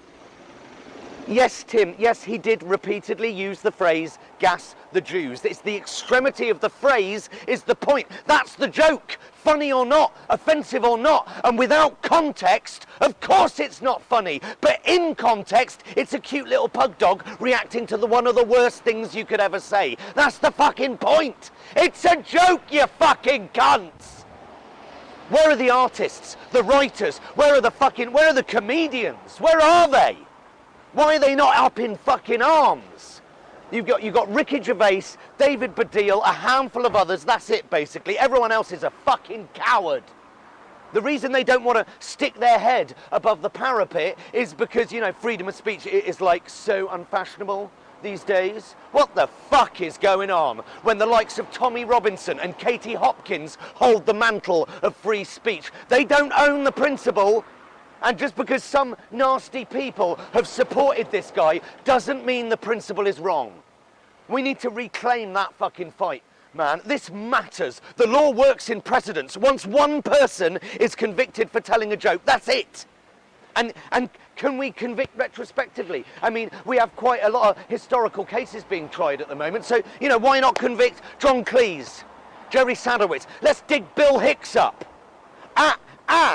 And if the judge has ruled that context is irrelevant, then surely even me reporting that he used the phrase gas the Jews is anti-Semitic. If context is irrelevant, I am right now inciting racial hatred according to the Scottish courts just by reporting the case. In which case, fuck it. If I'm going down in style. Higskide, fight the doys have Neuschka, eve of a fucking springtime for Hitler. That's right, well, Tim, this is me miming being a Nazi fucking the Von Trapps. Fucking grow up, you stupid, authoritarian, humorless, tyrannical cunts. I am outside Airdrie Sheriff Court, where earlier this week, YouTube comedian... So there you go. right? Now, the reality is, unfortunately, I would probably expect somebody out there somewhere to try and say that the fact that he did a Nazi salute and a goose step is actually racist in and of itself, right? It'd probably be good if they did, because then maybe more people would be outraged. Maybe that would be the one to break the camel's back, so that no one's asked about Count Dankula, it appears. Yeah. You know? And this is what I mean. Like Jonathan Pye, he's hit the fucking nail on the head there, you know, and it echoes my thoughts. Law does work in precedents. We know that. I mean, it literally does. Like, when you go to a case, what lawyers do is bring up old cases where if case versus, Hopkins versus the state, blah, blah, blah, blah, blah. That's what they work off of, is old cases. That's exactly what they use. And this is the madness of it. They're going to be, his name, Meechan versus Scotland or whatever, is going to fucking come up. Next time it's someone else. And it will be someone else. Unless we critically analyze what these laws are actually for and look at the language involved. Grossly offensive. It's like I said, it's so subjective. There's going to be people who watch that Jonathan Pye video who think it's grossly, yeah. Yeah, I've watched many things I find grossly offensive, but it doesn't matter, does it? If I watch a video of someone, I don't know, beating up a picture of me, I might find that grossly offensive, but it ain't illegal, unluckily. Think about all the mad fucking shit, right, that people fucking say. It's just, I don't know, dude. Why? Why can people not understand? It still blows my mind that is literally the law. It just says grossly offensive. So what does that mean? So who decides? Is there a certain amount of people who needs to find it offensive? Is it percentage based? Is it one council? Is it just the judge? What the fuck does that even mean? It's wild. And obviously, look, I'm gonna add this as well. This was the Ricky Gervais tweet that prompted that awful New Statesman article. And, respect to Ricky Gervais. I don't think he's been funny in fucking years, but, he lends his weight to a lot of good causes right now and animal rights and stuff like this, free speech advocate. So, fuck it. I'm down, You definitely peaked with The Office, right? But, Yeah, you didn't like his stand-ups after that. I like most of his stand-ups. He did a couple of... All right, Fame was good, animals, politics. I'll tell you the exact moment where I fell out with him. It was at that Live 8 thing where he had to improv and he couldn't do it, so he did the Office dance. Do you remember that? Yeah, but mate, how many... I don't remember it, but how many people were watching him? Imagine me giving him just have a bash, mate, make us laugh. I'd probably just go... Imagine being supposedly one of the greatest comedians in the fucking world. Yeah, I'm right in comedy, though. Yeah, what? So it doesn't just come straight out the brain. People forget. He used to be on the 11 o'clock show. He did Jonathan Pye before Jonathan Pye did Jonathan Pye. You don't throw Paul McCartney a guitar and say, make us a song, Drive. He writes them down first, doesn't he? Yeah, you don't say that, but you say, hey, look, for 5 minutes, can you strum this fucking thing and make me fucking... Yeah, well, he did the dance. People laughed. That's the equivalent, mate. Paul McCartney strumming a basic chord is what Ricky Gervais doing a dance. He could have done a cover. He could have done anything. He could have done someone else's bits. It would have been fine. Why didn't he just do his own bits? Just don't do the bore selector thing. So anyway. Oh, was this before he started stand-up? Was this after The Office? Oh, this is like fucking well into his stand-up career. It was horrible.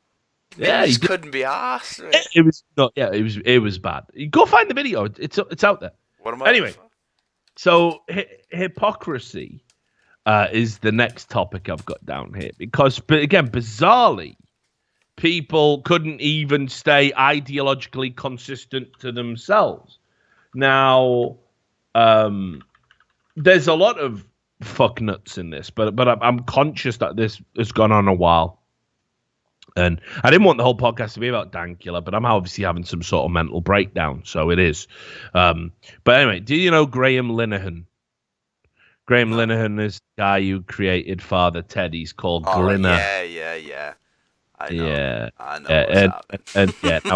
now, Glenner's a fucking mess these days. He lives in some insane world where, everyone's a racist, misogynist, and he is the gatekeeper to what's acceptable humor-wise and ideologically speaking, and only him. And he constantly threatens to quit Twitter and then does it for a day and then comes back. And I never thought Father Ted was that good. I didn't watch it very much at the time. I had a friend who thought it was hilarious called William. It's like a staple of British TV, and everyone knows about Father Ted. We all know it, but I just find catchphrase comedy incredibly lazy. For me, the great comedy to come out of Britain was the Chris Morris, the Arnaldo Iannucci, this sort of stuff. It certainly wasn't Father fucking Ted or fucking Little Britain. No. Even the Mighty Boosh. Yeah, Mighty Boosh sick, man. Yeah. It's clever. It's fucking Garth Marenghi. Yeah, right. That shit is smart. Say Chris Morris is the fucking Don. He's the godhead, right? And everyone else, But Father Ted, you've got an old guy in a chair going, "Feck, drink, ass," and everyone's like, "Ha ha!" He's actually an old priest, so that's really inappropriate. This is so clever. Fucking beam me up. Mate, I'm ready. Aliens, please. Those kind of comedies are the spot, but that was the 70s and 60s in America. Those old symbols, to the moon. What was that? The Honeymooners, is it called? Oh yeah. The fucking honeymoon. Yeah. Those really old shows, but after that, come on, bro, we got to do something different. Yeah, exactly. Why I order one of these days, Alice, straight to the moon. Haha, domestic abuse. Yeah, I know. Anyway, so he put a tweet out saying, and you bring this up, I'll paste it to you. "I like offensive comedy, the new call of the fucking bell end."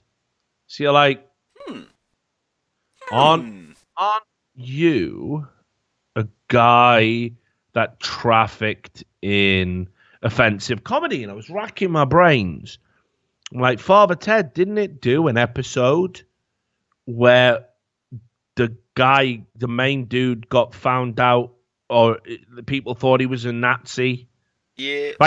It was actually almost too perfect. It was so analogous to this situation with Dankula. And somebody had screen capped it and tweeted it, right? Just look at the fucking state of this in Graham Linehan's own fucking comedy, while simultaneously complaining about how offensive comedy shouldn't exist. Is he fucking real?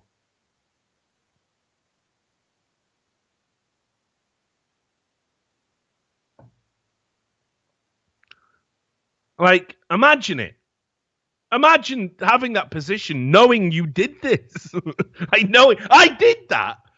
Nobody will remember that popular UK TV show I did that had this in it. No one will remember the that. sick hailing and the pictures of Hitler and all the swastikas and that. Nah, they'll forget about that.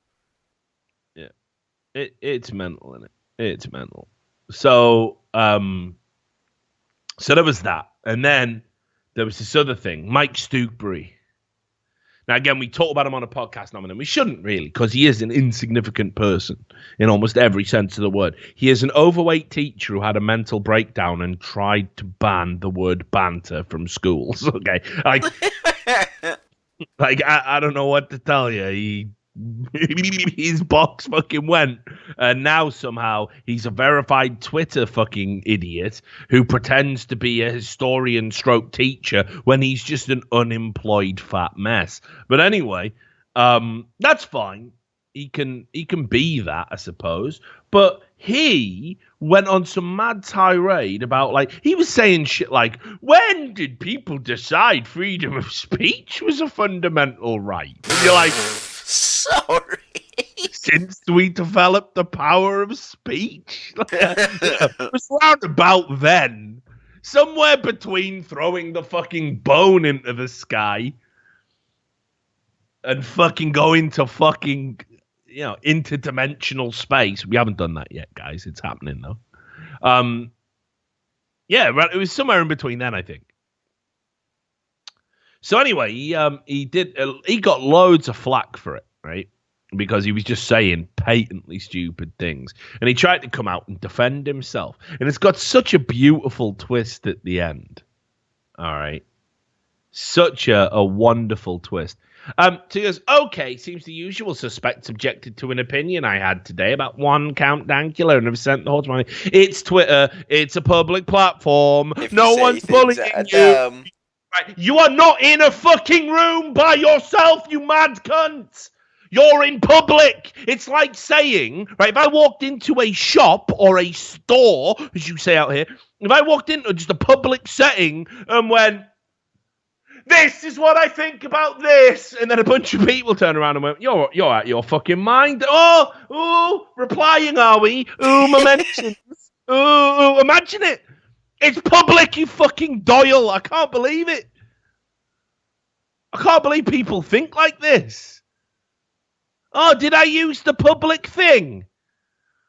And did people in the public publicly reply to the public thing I said? Yeah. Imagine it, you fucking Raj. Anyway. I can't possibly reply to all these messages of appreciation individually. He says a few things. Dank has been found guilty under the law, but he hasn't been sentenced. If he's got a clean record, he's not going to jail. Probably a bit of light community service. That's all right then, a criminal conviction for fucking life. Imagine it. Imagine what you're saying there as well. Oh, incarceration is bad, but a criminal conviction that haunts you for the rest of your life, prevents you gaining employment, travel statuses. That's a perfectly fine penalty to pay for making a YouTube video. Meanwhile, this fucking fat piece of shit tried to, was like, they're bullying me because I'm trying to ban a word from the school. Learn your fucking lessons, will you? I don't want him to go to jail. Jail should, most of the time, be a last resort, implying actually, not all of the time. Sometimes you should just go to jail for using the word banter. That's it. Not too upset. It was a pretty bloody stupid thing to do, to shoot said video and upload it. I also believe passionately in hate speech laws. Yes, they're not perfect, and they do get it wrong sometimes. However, they serve an important role, penicillin, against the rise of hate. The rule of law is essential in preserving civil society. Can't say I necessarily disagree with that tweet, Mike, but you're about to get mental again, aren't you? You have these moments of clarity, like some fucking drooling alcoholic who's like, he starts shouting at his daughter, oh, you threw my whiskey in, and then he starts crying, going, I'm sorry, I love you, and then straight back to strangling her or something. Does that remind you of your childhood, Sam? Not quite. Mine either.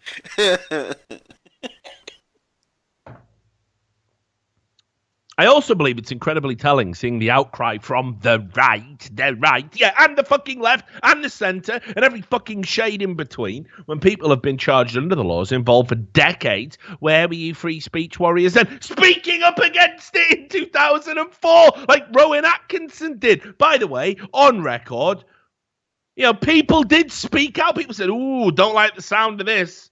And everyone went, yeah, we'll just see what happens. Here's what happens. Just because you were fucking in the war against banter and were fucking embedded in your own mental fucking deterioration doesn't mean everything else that was going on wasn't happening.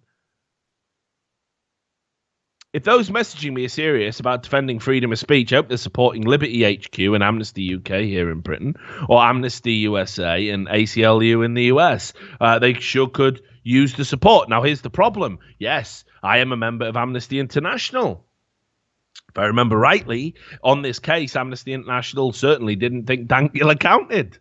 And on top of that, I've already talked about the ACLU. The ACLU refused to defend certain people because they didn't like their personal politics. It's meant to be neutral, guys. It's meant to be either or. It's kind of a black and white binary deal. One of the few ones there actually is. Not interested in that. So fortunately, these organizations are radically becoming ideologically tainted. I stay a member of Amnesty International because they do a lot of great work, like the Right for Rights campaign. I'd urge anyone to Google that. I've took part in it on a few occasions.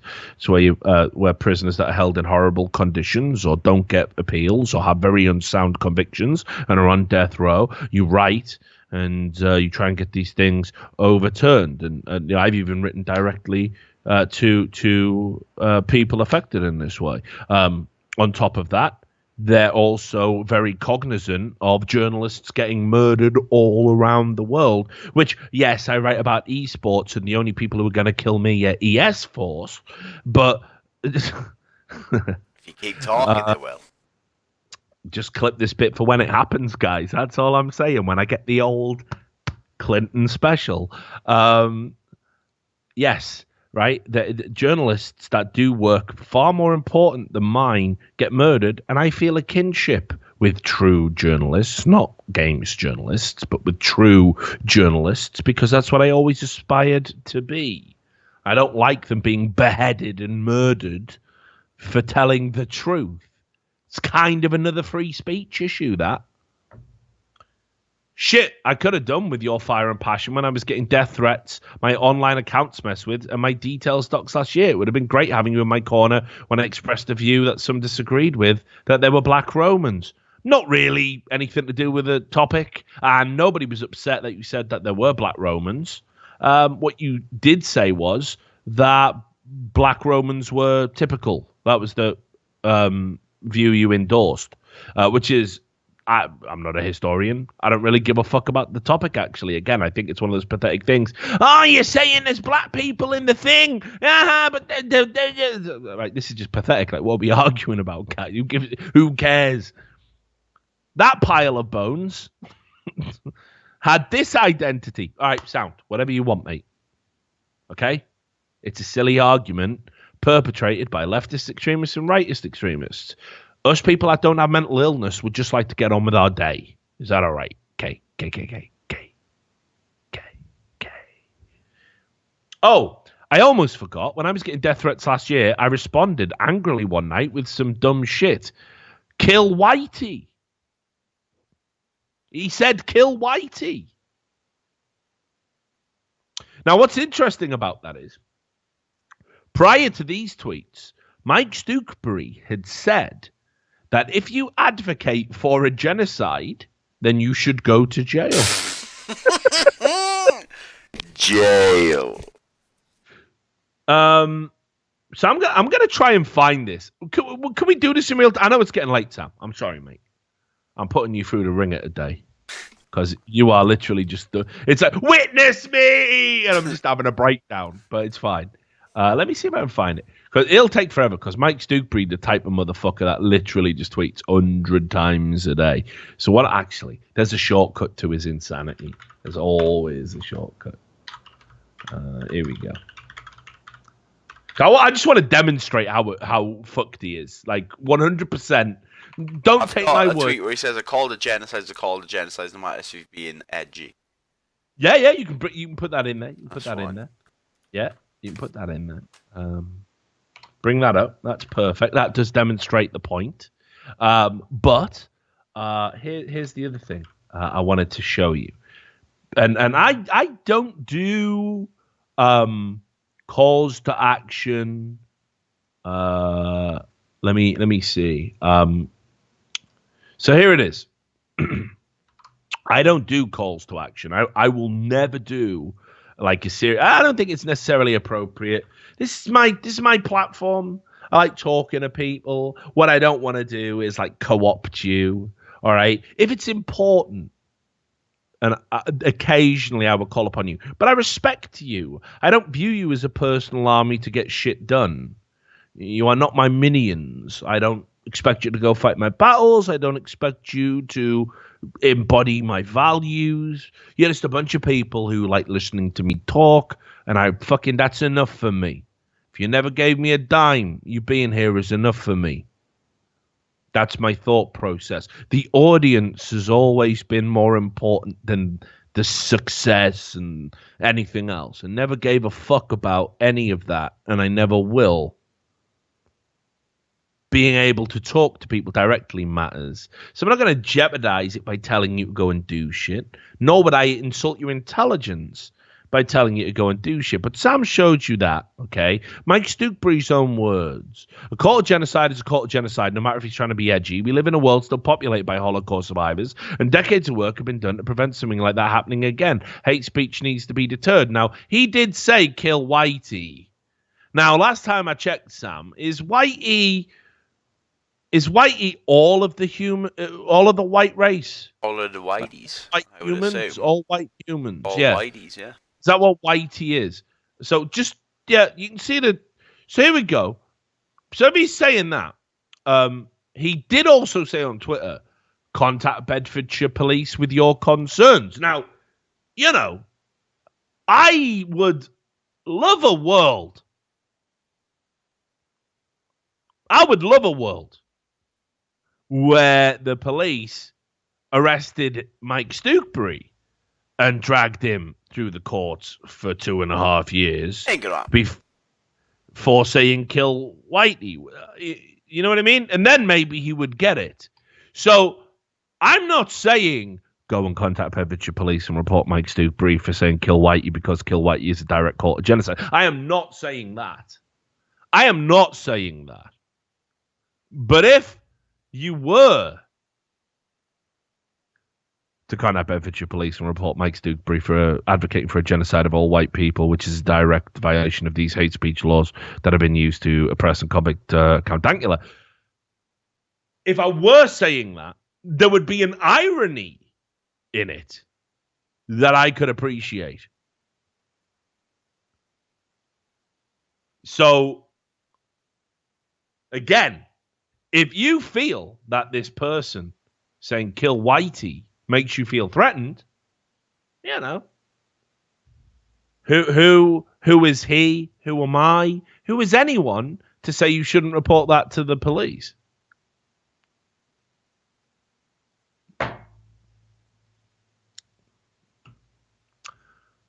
Right. We need to wrap up the show, don't we? Has it really been like 2 hours and 15 minutes or something? About to be 2 hours, yeah. Fuck me, dude. I talk a lot, don't I? There's a little bit of good news. And, of course, sadly, the good news isn't that Mike Stookebury's about to be reported to Bedfordshire police. This is all getting cut out anyway. Like, I give a fuck. Like, I really don't. Like, seriously, today was weird.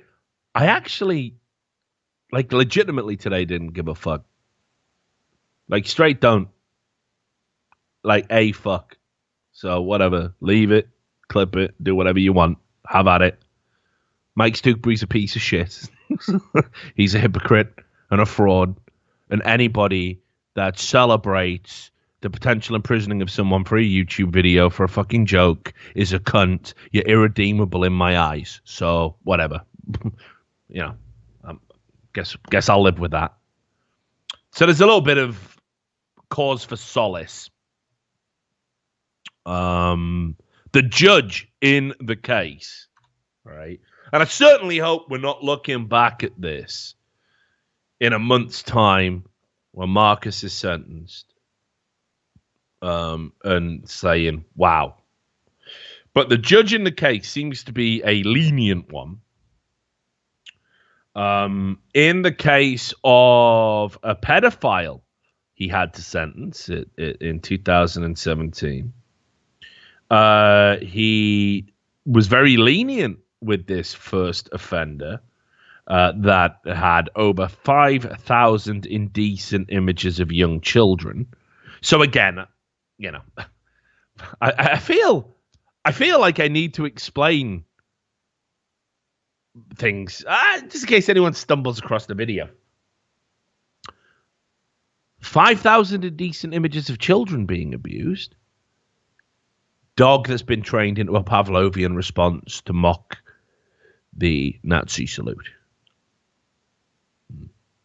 Okay. Anyway, interesting. The judge gave no jail time to a first-time offender and said, I can only just deal with this without imposing a custodial sentence, but the sentence will not be an easy one. So, in other words, he didn't like what he was having to do, but he judged that this was fair within everything that was laid out before him. And I admire any judge that is going to issue a sentence that goes against their own internal sense of revulsion. Takes real character. So even though Marcus has been found guilty, I do have high hopes he will not do jail time, and actually any punishment he receives will be minimal, certainly within comparison to the accolades he's going to have showered on him for the rest of his life. And incidentally,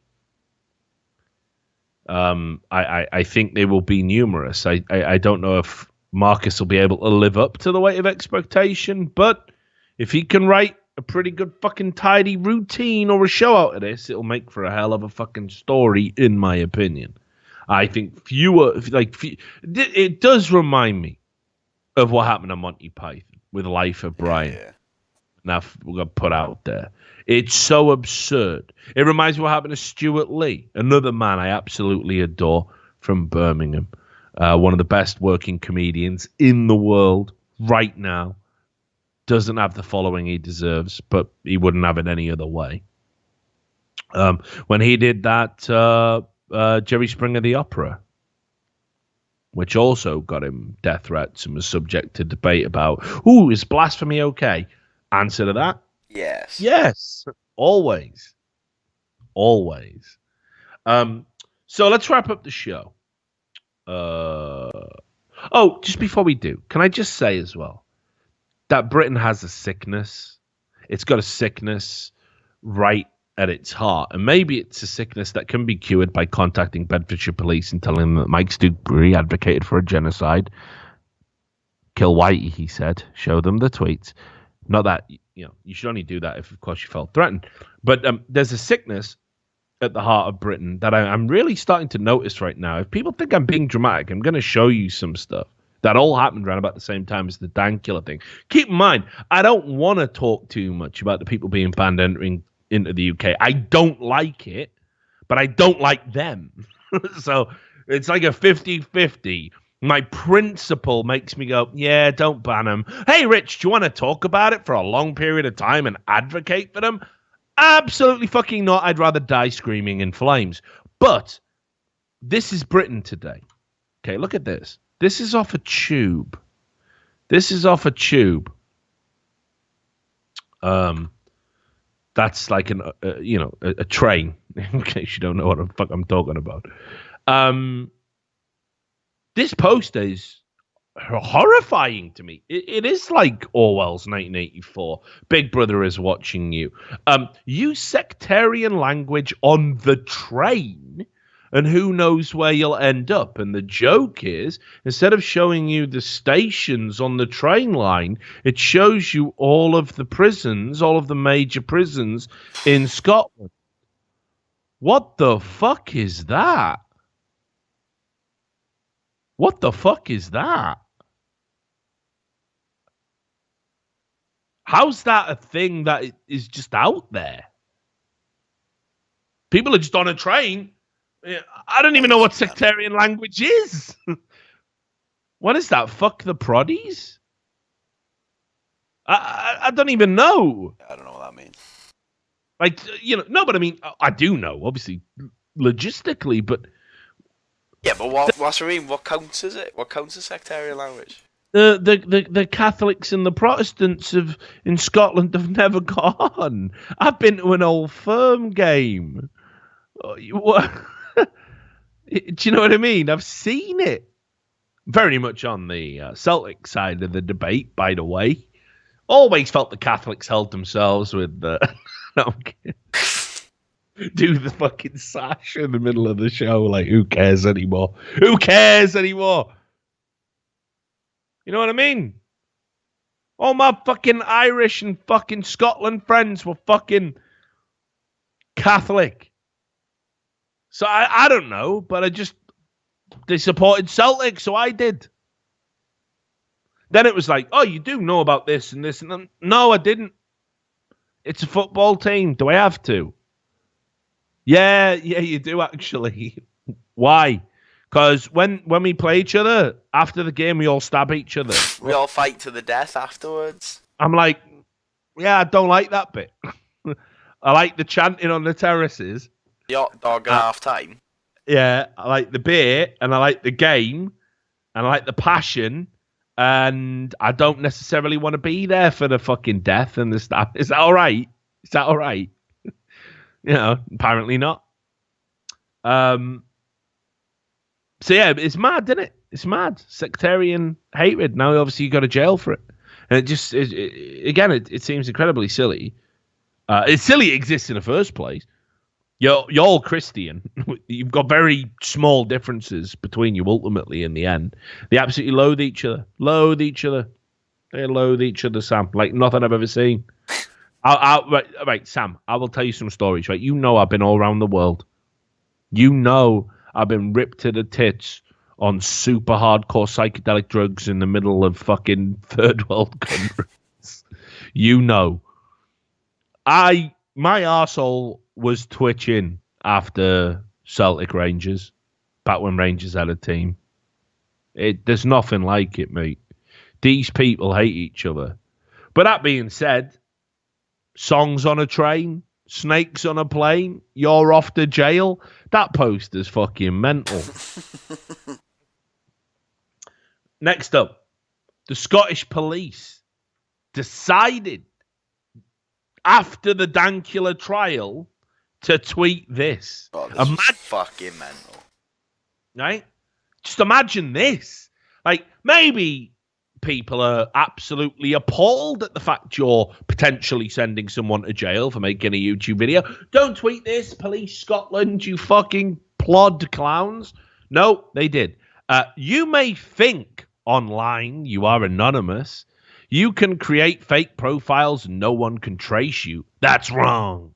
The messages you type and send can be traced back to you. The same laws apply to online messages, images, and videos. What you post now can affect you later in life. Like, mate, haven't you got real crimes to solve? Isn't Scotland one of the fucking most outrageous areas in Britain? Like, just all of Scotland, Edinburgh and Glasgow. Glasgow is... Right, okay. Let's talk about Glasgow. Last time I checked the statistics, Glasgow had... Heroin. It was Lots and lots of heroin. It was the cheapest place to buy heroin in Europe. Don't know if that's changed since I was buying it.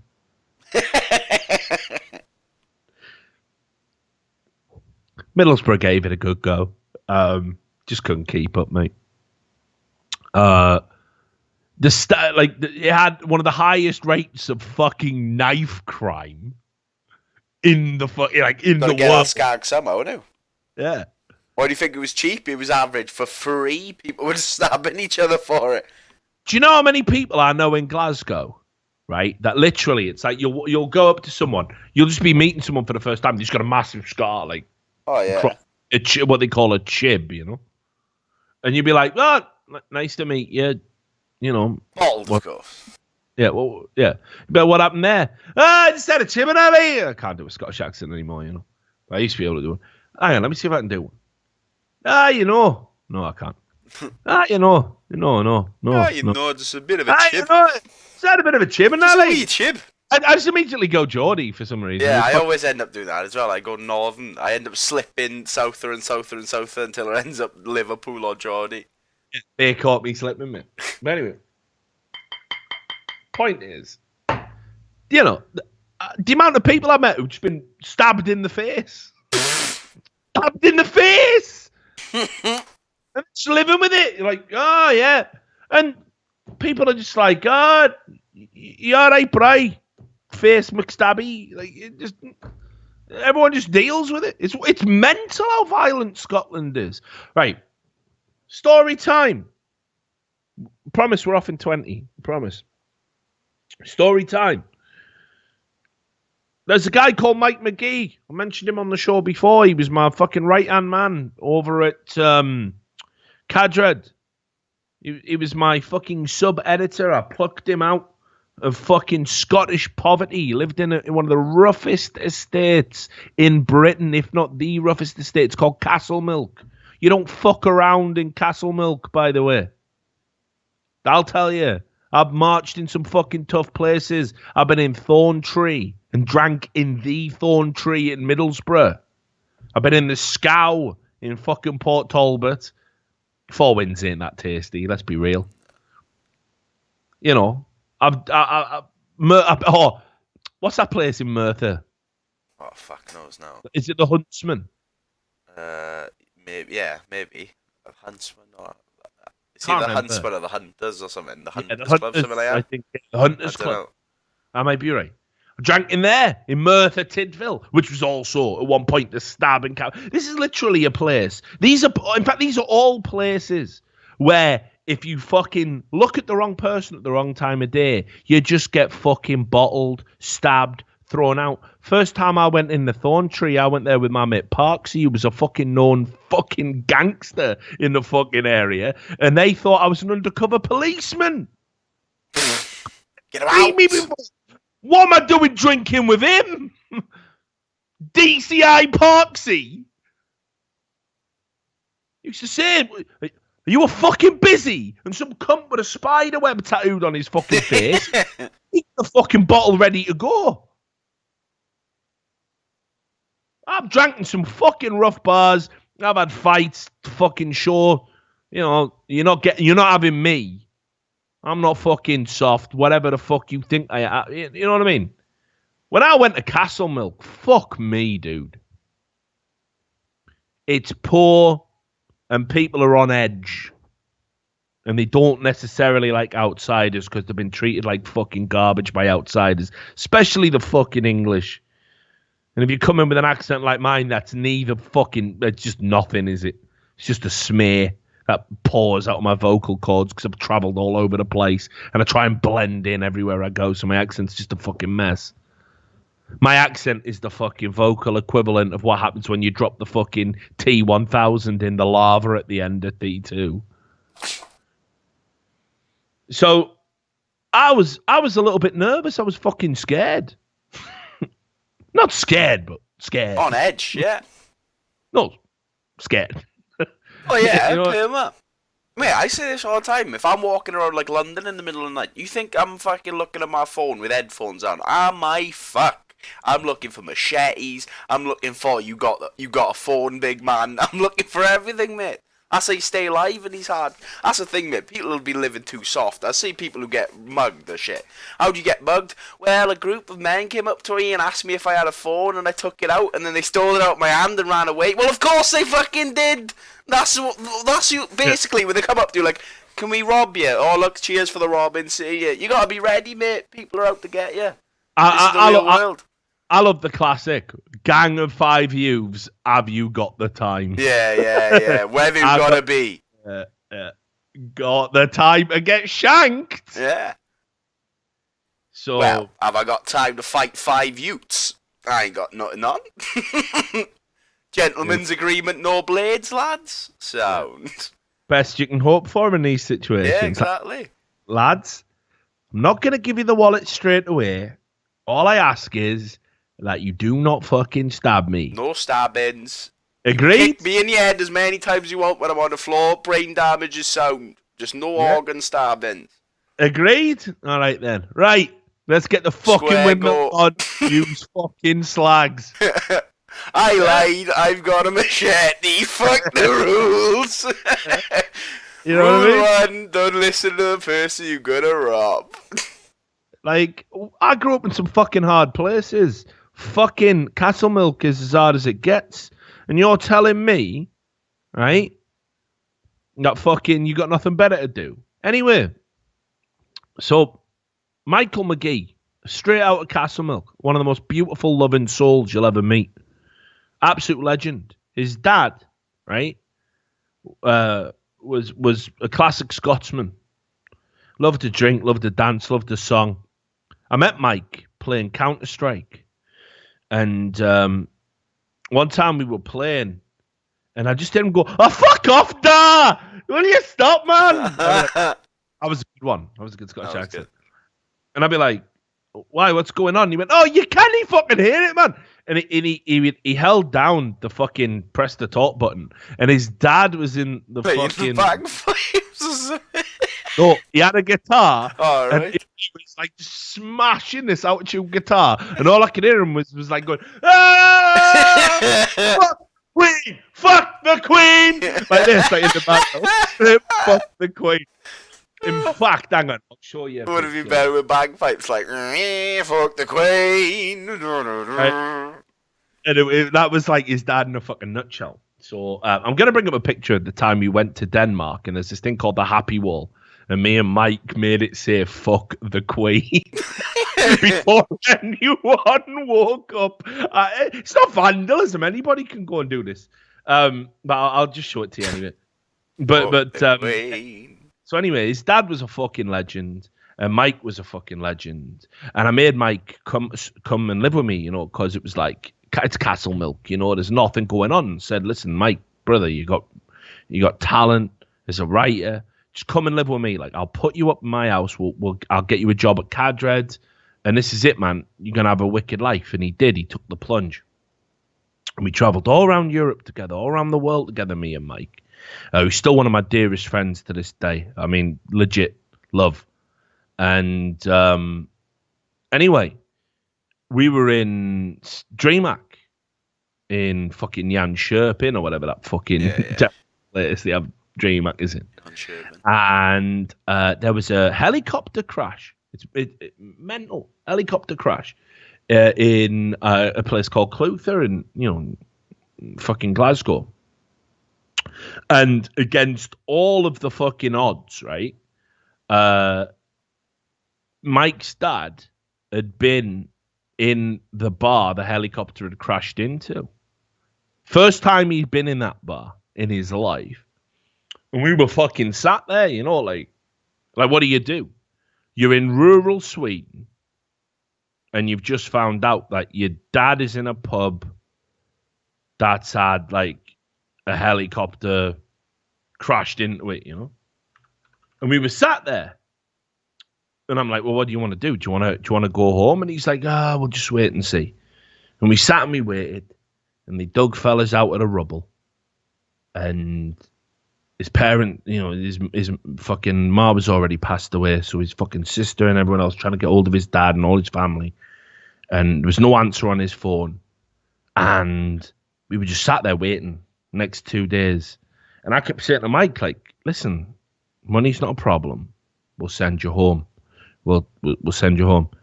And it got to like day 3, or day 2, or whatever it was. What, still under the rubble?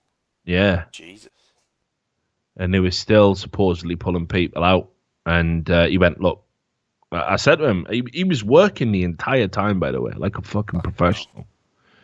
He was my cameraman, you know, typing stuff up. And I said to him on the last day, I was like, listen, mate, you hear about these fucking kids in, like, you know, India. Or mines that collapse and stuff like that. Yeah. And I'm like, listen, your dad's tough as fucking old boots, you know. And these little kids survive with, like, no water for 5 fucking days. I said, like, your dad's probably under there with a fucking pint living the life at Riley. And he'll be all right. And he's like, listen, he just looked at me, man. Like, matter of fact, classic Dower Scottish. And he said, my dad's dead. I'm working through it. You know, he's gone. And lo and behold, you know, they found his body. What was fucking mad, right? What was fucking mad about the story is they showed a photo of where his dad had been sat. And he must have been sat in the worst place. Out of all the tables and chairs he could have sat on, his table was where he was, where they found his body, was completely obliterated, rubble, everything. Destroyed. And the table next to him still had a full pint glass. Like unmoved. Liquid in it with dust on top. If he'd been sat anywhere else, he'd have been all right. Mental. Fucking mental.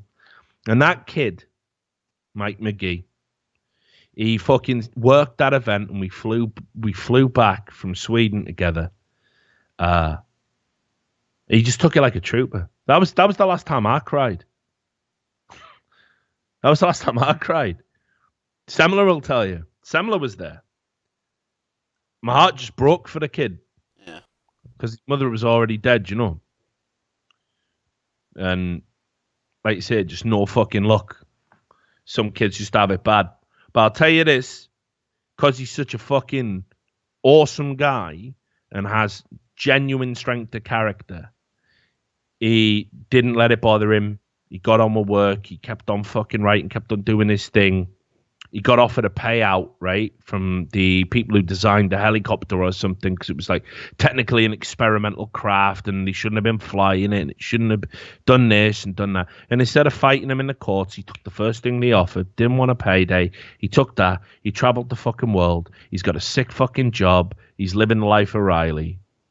He's balling out of control. Couldn't happen to a nicer fucking guy. So that's what I think about when I think about fucking Scotland. I think about how I was fucking greeted by that warm, working class Scottish warmth when I went up for his father's wake. I'm ashamed to say Mike's dad's wake was one of the best days out I've ever had. Legit. And, you know, if that comes at the price of a little bit of sectarian hatred, no, I'm joking. I'm joking. But that's all true. Anyway, right. So I just think Scotland has better things to do, I guess. And I know the Scottish people are fucking awesome. And yeah, I've got to find this Fuck the Queen picture. I'm like working on 2 levels here. I really want you to fucking see it, but I can't remember what album I put it in. I wasn't. Did I put it in my Live the Dream? I've got a folder called Live the Dream. Did I put it in there? That's like all my best shit. That's like when I was really wild and out of control. Like I got pupils like fucking saucers in that one. I might. Fuck me. See, I never understand this. Photos of you and your photos. Why are they 2 different things? And pictures you've been tagged in and pictures you've posted yourself. Yeah. Oh yeah, you've tagged me in some of these, mate. I think I have. You have. I've got a picture of you and me having a drink. I don't know what that is. I've got to find this Fuck the Queen picture though, because it took ages. You have to understand. We were there. It was pitch black outside, and in a fucking gross physical salute to everything that was wrong with these fucking hate speech laws. I'm gonna make it about that now.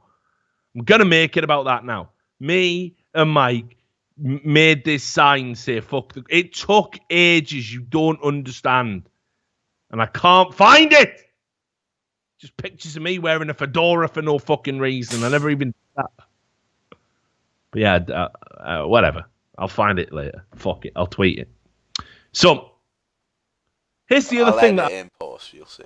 Alright, good man. So here's the other thing that went on in Britain, right? Calls to ban books. I know, right? Now, again, I'm not going to say that all books are good, because not all books are good. Some books are bad, very, very bad.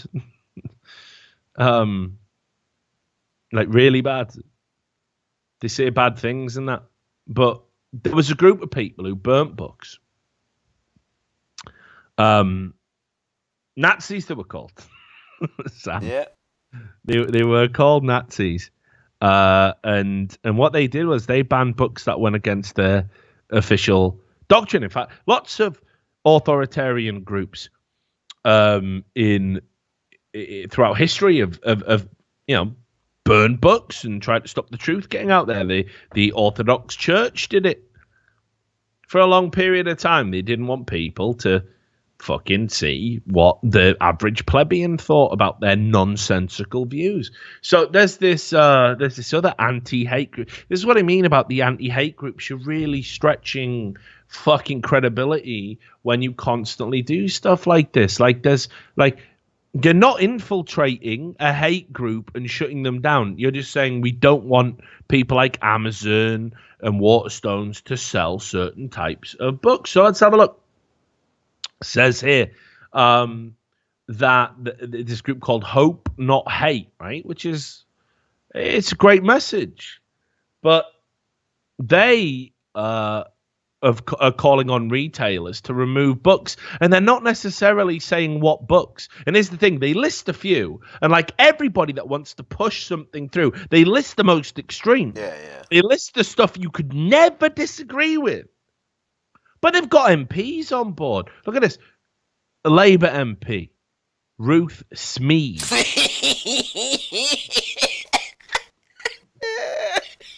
I knew you'd like that, mate. Ruth Smith. I deliberately said it to get that response from you, because that's how I roll. I know you. Inside out. I'm in your fucking mind. Extremist hate-filled books have no place on the websites of respected retailers. Calm down, Smith. No one is saying we should ban these books. But why do these high street chains want to give these vile authors the veneer money in it? So think about this, though. We are not saying that these books should be banned, but we are saying no one should sell them. Am I really being retarded by saying that amounts to the same thing? How do I buy them then? You can't. So what, are they effectively banned? Now, again, I'll show you some of the examples that they've listed in a second. Fucking Smith. Yeah, and then Tom Tuggenhat. Oh, here we go. Who are these people? These aren't real humans, are they? Oh. What's this? This is some mad, like, fucking guess who names. Tom Tugmahat, right? Tom Tuggenhat. Just look at this. Look at it. It's mental. Of course, people have the freedom to write and publish, even if their views are abhorrent to the rest of us. But there is no requirement for high street retailers to sell these books. I hope these otherwise respected retailers will think so. Okay, so I get to write the book, publish the book. What now? How do motherfuckers read the book? I can't sell it on a website, and I can't sell it through a high street retailer. So what do? Do I have to go out on a street corner and throw copies at passers-by? It's a mad argument. But like, so here's the thing.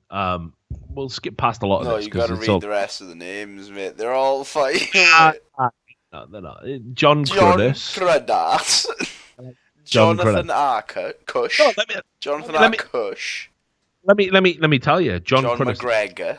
That surname doesn't really do much to me. I went to school with a girl whose surname was Cruddas. I've told you about it. Remember I told you the story about the one time? You're saying Cruddas, you got to say Cruddas, innit? Yeah, well, of course we did. We wrecked it. Of course we did. It didn't help. She weren't the best looking chick. Like, I mean, kids are fucking cruel, but here's the thing. I know, I had a little bit of a crush on her. I could never admit it, though. But she had these massive specs, like it was unreal. She had the proper. No, it was mental. She looked like fucking Penfold. She looked like Penfold, right? But so anyway, no, I told you the story in the thing before. What happened was, she started not wearing these glasses because she was just desperate, and like she's one of those people who you became so used to her with the glasses on, and when she took them off, her eyes looked all tiny and small, house, right? So she just looked even worse, But anyway, we were in class, and what our teacher, Mr. Fazakali, right, maddest surname of all time, just had a mental breakdown because the class wouldn't stop talking. I mean, like, legit wouldn't. He was at the front of the class going, right, okay, we're going to learn about geography now, and everyone was just talking. And then he went, no, seriously, class, we need to stop because the lesson, we're 5 minutes over from the lesson now. It's fucking geography, mate. Like, who gives a fuck? You know what I mean? Everyone kept talking. And he had one of them meter-long rulers, like, Smash. and he smashed it on the table, and a shard flew into her. She took the glasses off. Mad sense. Obviously, like, this is what I mean about how we're all interconnected. The chain of events. We bully her. I mean, it's still we, never me. I had a crush on her. I never engaged in bullying. I did laugh at a surname. I did laugh at a surname. I did just go, ha ha. Called Crud-ass. Crud-ass, and people would turn around and go, shut the fuck up, you Slimer, or whatever, And that was that. So you know what I mean? So anyway, she got wrecked to the point where she didn't want to wear glasses. She didn't wear glasses. She took the glasses off, didn't have them on in class. At the exact moment, Mr. Fazakli had a full mental breakdown and smashed a plastic ruler on his desk, and a shard of that plastic from his breakdown flew into her eye, nearly blinding her. It is one of the maddest things I've ever seen in a classroom, Sam. That is nutty. It was wild. She had a shot, and he was literally sticking out of her eye, though. But it was in. That's the point. It was in. It was in the eyeball, and he ran over. Don't pull it out, and we're all there, mad silent. He's like cradling her. I'm so sorry. Everyone's breaking down on a different level right now. Like, it was rough. It was rough, dude. It was one of the maddest things I ever saw. Like, lesson was definitely cancelled. Like, it was just like, we ain't learning about geography now, motherfucker. Looks like we're doing medicine. Blinded someone.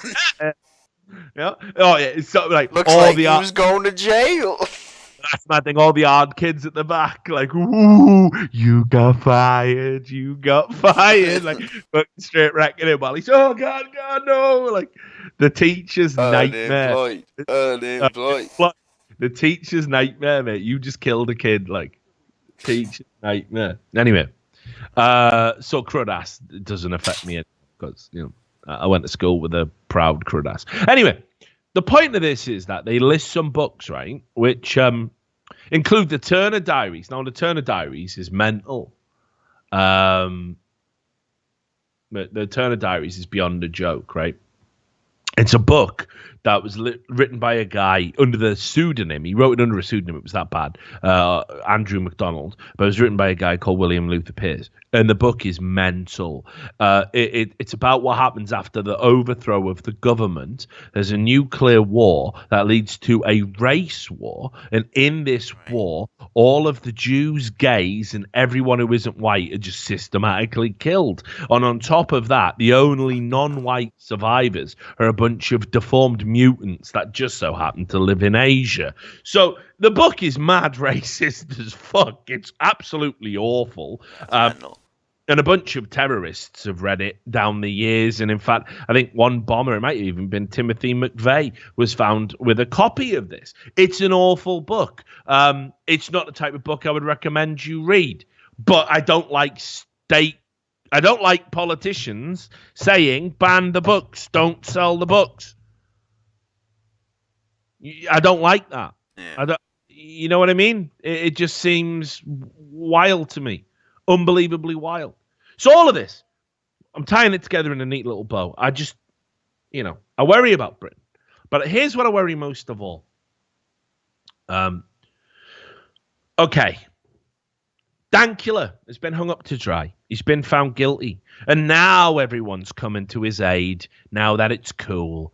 Your fucking Jonathan Pies are doing their, albeit well fucking made, well-intentioned videos. Ricky Gervais is tweeting out there. David Baddiel, the Jewish comedian who blocked me on Twitter for some reason. I don't know why. I assume he's using a of some sort. Yeah, I know. I really like David Baddiel as well. That's the only block that's ever upset me. I grew up with David Baddiel. Yeah, I used to love partnership with Rob Newman. It's depressing as fuck. But anyway. David Baddiel, a Jewish comedian, spoke out on his behalf, and I'll fucking mad respect to David Baddiel for that. But there is a class issue here, and people can't see it, and that is because Dankula has the stupid ears and the shit tattoos and the broad Scottish accent. They look at him and they see working class shit, and they go, "Oh, Richard, don't make it about class. You're being as bad as them SJW types. You're taking something that ain't there and you're making it a manifestation of your diseased reality." But that's not true. I ain't doing that. I'm going to absolutely demonstrate to you exactly how this is a class issue. I'm going to take you to what was dubbed the Twitter joke trial. That is Chambers versus the Director of Public Prosecutions. It was a legal case in the United Kingdom. And what happened in it was that a man had his flight delayed from Robin Hood Airport in South Yorkshire. Robin Hood Airport is a shit airport. Fact. It is terrible. Do you want to see a picture of it, Sam? To demonstrate how terrible it is. Why not? There you go. Look at that. That's an airport, apparently, mate. It looks like a B&Q. That can't be fucked. Anyway. So he did a tweet. And the tweet said, Robin Hood Airport is closed. You've got a week and a bit to get your shit together. Otherwise, I'm blowing the airport sky high. Now, a week after he made that, the message was found and reported. And even though the airport said it's not a credible threat, they contacted the police because their protocol and procedure required them to do so under post 9/11 terrorist laws. Then, the guy who made the tweet, Paul Chambers, was arrested by the police while he was at work. They searched his house. They seized his mobile phone, his laptop, his desktop computer, any hard drive he'd been in connection with. And they then said, you are being charged with sending a public electronic message that was, key part, all the people who watch the show, pay attention, that was grossly offensive or of an indecent, obscene, or menacing character contrary to the Communications Act of 2003.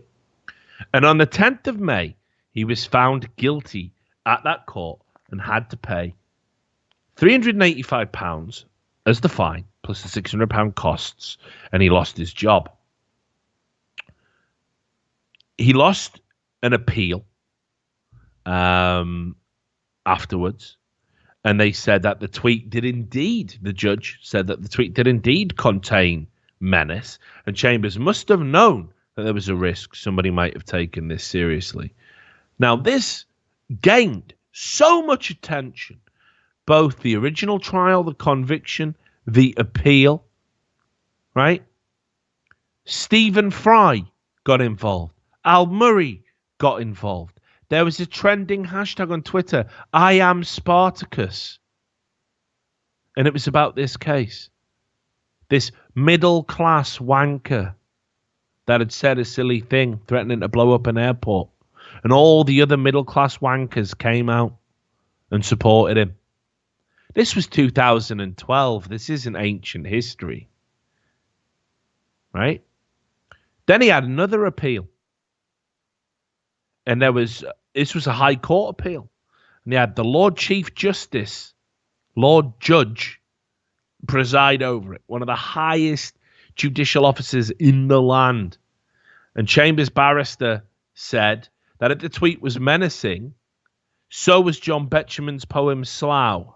And you'll know Slough if you've watched The Office, just to tie this in with Ricky Gervais. It says, come, friendly bombs and fall on Slough. It isn't fit for people now. That's the poem. And also, Shakespeare, Henry VI, it says the first thing we should do is let's kill all the lawyers. And when he said that in court, all the judges and barristers and everyone else all had a laugh. He was escorted to court with Stephen Fry for this appeal. The people who had supported his appeal from the moment it went in the first instance, these celebrities came and were in court with him. And there was a lot of political pressure. And as a result, his conviction was quashed. And on the 27th of July, it was done. And the judgment concluded that a message which does not create fear or apprehension in those to whom it is communicated or who may reasonably be expected to see it falls outside the provision of this act. And they also said the appeal was allowed on the basis this tweet did not constitute or include a message of a menacing character. Count Dankula has been hung out to dry because he is not a middle-class twat like everyone else. like these motherfuckers. And no comedian, no Ricky Gervais, no Jonathan Pye, no one else wanted to go in court with him and see him because it wasn't fashionable, was it? Because it said gas the Jews, because the joke was edgy, because it was offensive, because Tommy Robinson was outside banging on about Tommy Robinson shit and other bullshit. You know, Limmy, a Scottish comedian, said, "Oh, I don't know, don't support that. Joking about gassing the Jews and that, not on, is it?" People hung him out to dry. And for me, it's a class thing. Because he don't look right, he don't dress right, he doesn't have the right kind of job. He works, you know, he's worked in call centres, he's worked as a doorman. Tell me otherwise. What, in fucking just a little over 5 years, you compare those two cases? You know, if Ricky Gervais and Jonathan Pye and all these cunts had felt so strongly, go to the court. Yeah, I know you got to go to Scotland. Which is fucking, yeah. Sucks.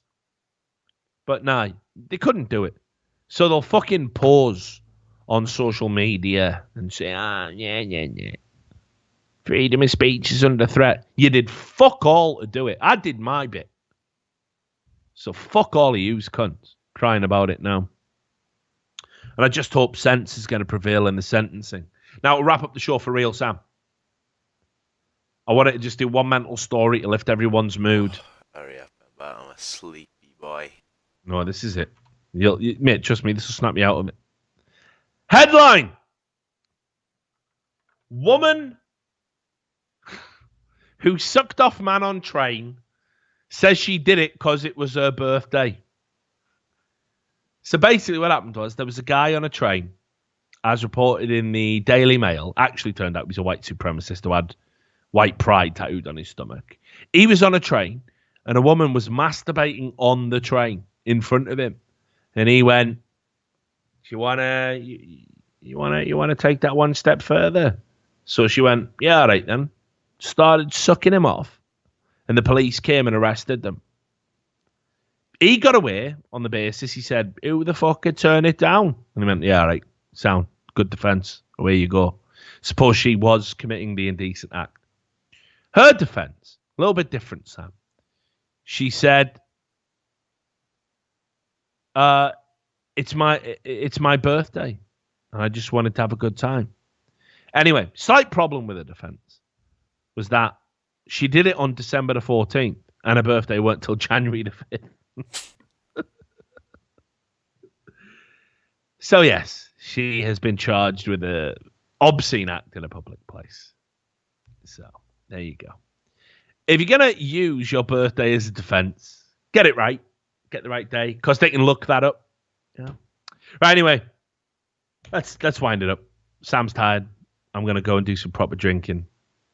Bottom line, folks. Freedom of speech, man. It is fucking important. It's what gives me the right to talk to y'all. It's what gives you the right to sit and fucking Twitch chat and talk to me, tweet at me. It's what gives you the right to express yourself in any goddamn fucking way you please. And if we start locking people up for fucking YouTube videos and everything else, we got all sorts of problems. If you see anybody celebrating this and thinking it's a victory for minorities or anyone else you think might be under attack, we can defend those people and help those people by standing shoulder to shoulder with them for real attacks.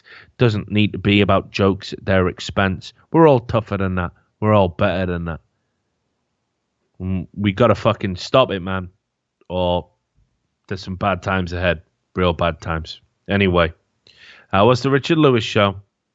I'll see you next time, if there is one. Take care.